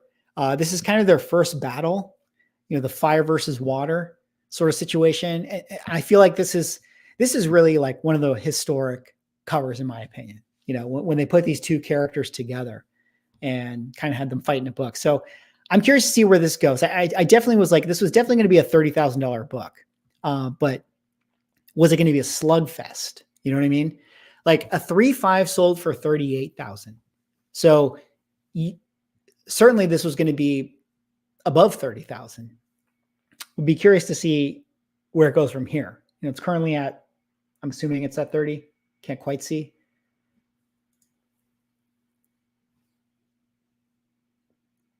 But I think this one is really cool.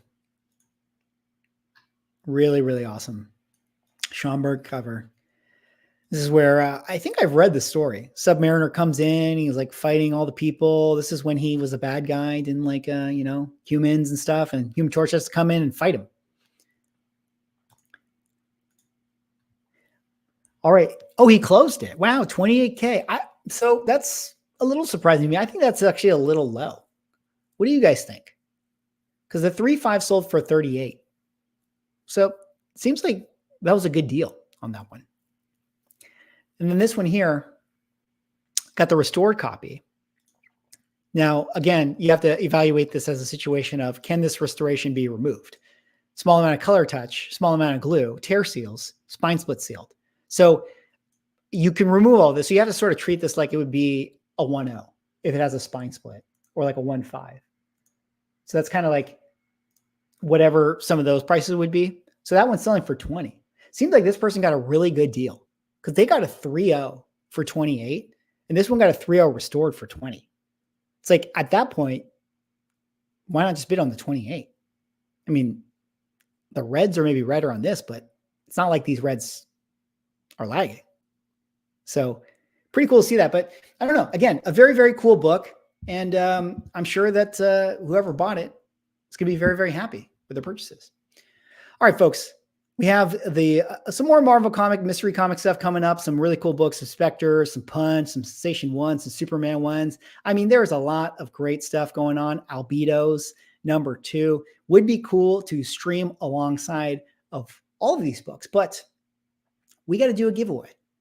We got to do a giveaway and give away our CGC 9.8, signed by me, signed and sketched by me, winner. So I am actually going to hop on over here to my own video. And I'm going to pull up. I'm going to pull up this one here because I need this for the comment picker. And we're going to find out who our winner is. All right, let's hop over here. Let's pull up the screen once again. I have the YouTube link that we're going to do in the comment picker. So again, anything goes.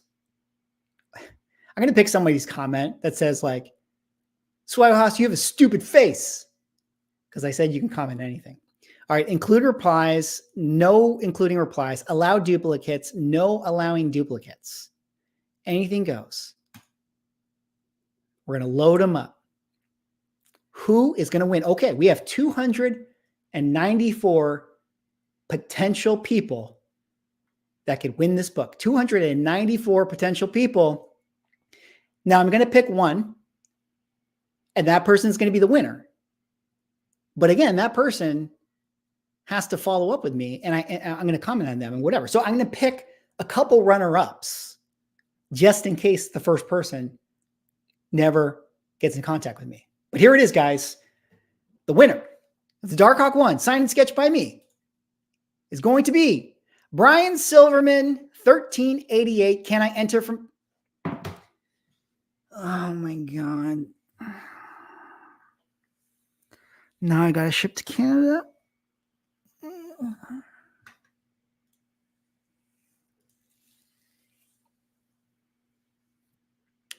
Yes, you can enter from Canada because I did not say that you could not enter from Canada.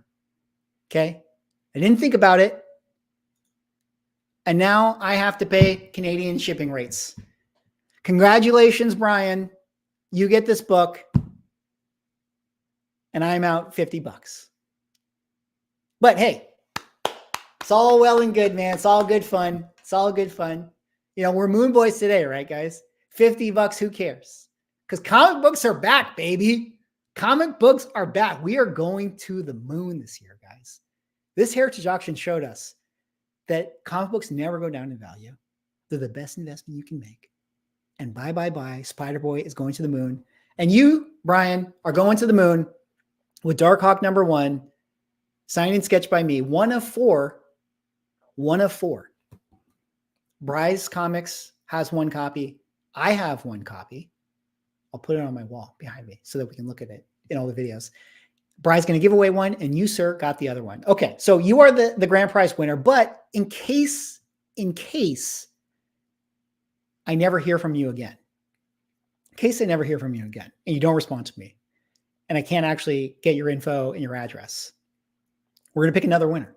We're going to pick a couple extra winners. So runner up, second place, Richard.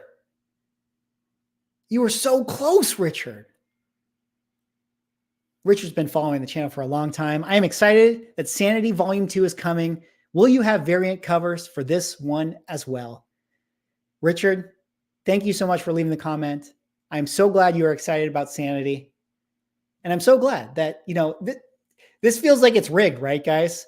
Because I feel like Richard set me up perfectly to talk about the Kickstarter page. Go follow it, guys.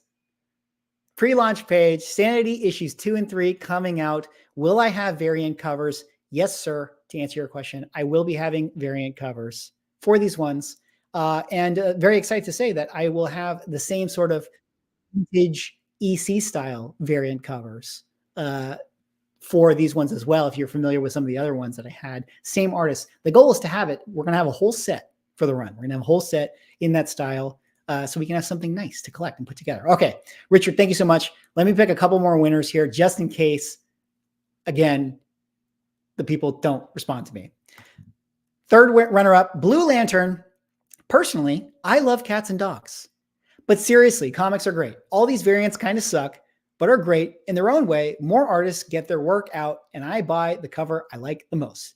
Blue Lantern 27, thank you for your thoughts. I also like cats and dogs and comic books. You are the third runner-up. We're going to go 5 here. We're going to do transparency. Mr. Muggs 75 says, the silver lining is this will be additional security and checks that will no doubt be added to future CGC cases. Congrats on 20K. I agree, Mr. Muggs.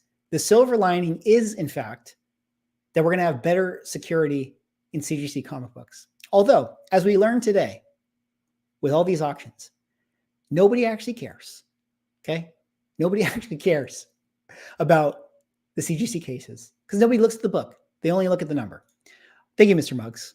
You were the 4th runner-up. And the final 5th runner-up, if these 5 people don't get back to me, then I don't know. I'm just going to keep this book. I have it. I don't know. I'm going to do another giveaway. But the final 5th runner-up is Paper Abyss Comics. Simply put, amazing. Paper Abyss, appreciate you. Thank you for entering the contest. But the winner is the person whose name I already forgot. But it's okay because this is live and it's recorded and I have it. I'm going to go back and see it. But congratulations to you, sir, even though you live in Canada. And now I have to ship you this book to Canada. But yeah, I should have thought about that at the beginning. Anyways, that's all I got for this stream, guys. I think I'm going to wrap it up. So much for hanging out today. Had a lot of fun watching these auctions. Again, how do we summarize this? Feels like this was a lot of big books getting a lot of money. I think that's one way to put it. Yeah, I think we had some really impressive sales. I think a lot of the books that had been sold somewhat recently, like the Superman 1 and the All-Star 8 and the Avengers 4 and things like that, those took a little bit of haircuts. Like they didn't hit their record highs, but not every book can hit a record high every single sale, right? Like there has to be some of this over time. So it felt like the floor was pretty strong with a lot of these books. Then again, this is the top, the creme de la creme, right? So the people who are in it to buy these books are frankly, like they're not worried about what they pay for it. I mean, they want to get the best price, but they're not so worried. So a lot of good sales, a lot of big sales, and yeah, comic books are going to the moon, I guess, is what we learned.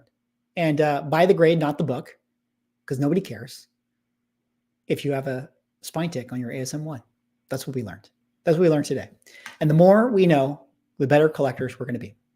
All right, guys, once again, I'll probably do some follow-up videos to talk about some of the other auctions and things like that and interesting stuff that happened. Tomorrow, I'm going to put out my video with Comic Presser. That'll be a really, really good discussion. We go into all sorts of things about, CGC, pressing, cleaning, resto, cover whitening, all that sort of stuff. Give the pre-launch page a follow. Best way to support me. And hopefully you enjoy the story because it is an homage to the pulp style of, detective comics from the golden age and noir and Lovecraft and all that good stuff. The hard-boiled detective and that sort of style of storytelling. And hey, as we learned today, pulps are also going to the moon. So makes sense to take it back to that type of storytelling and do a pulp adventure. Issues 2 and 3 coming out.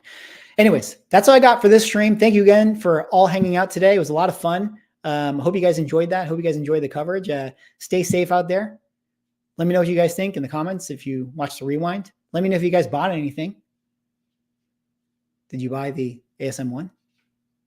Let me know. Anyways, that's all I got. Like, comment, subscribe. Thanks again. See y'all in the next stream, video, whatever it is. Peace.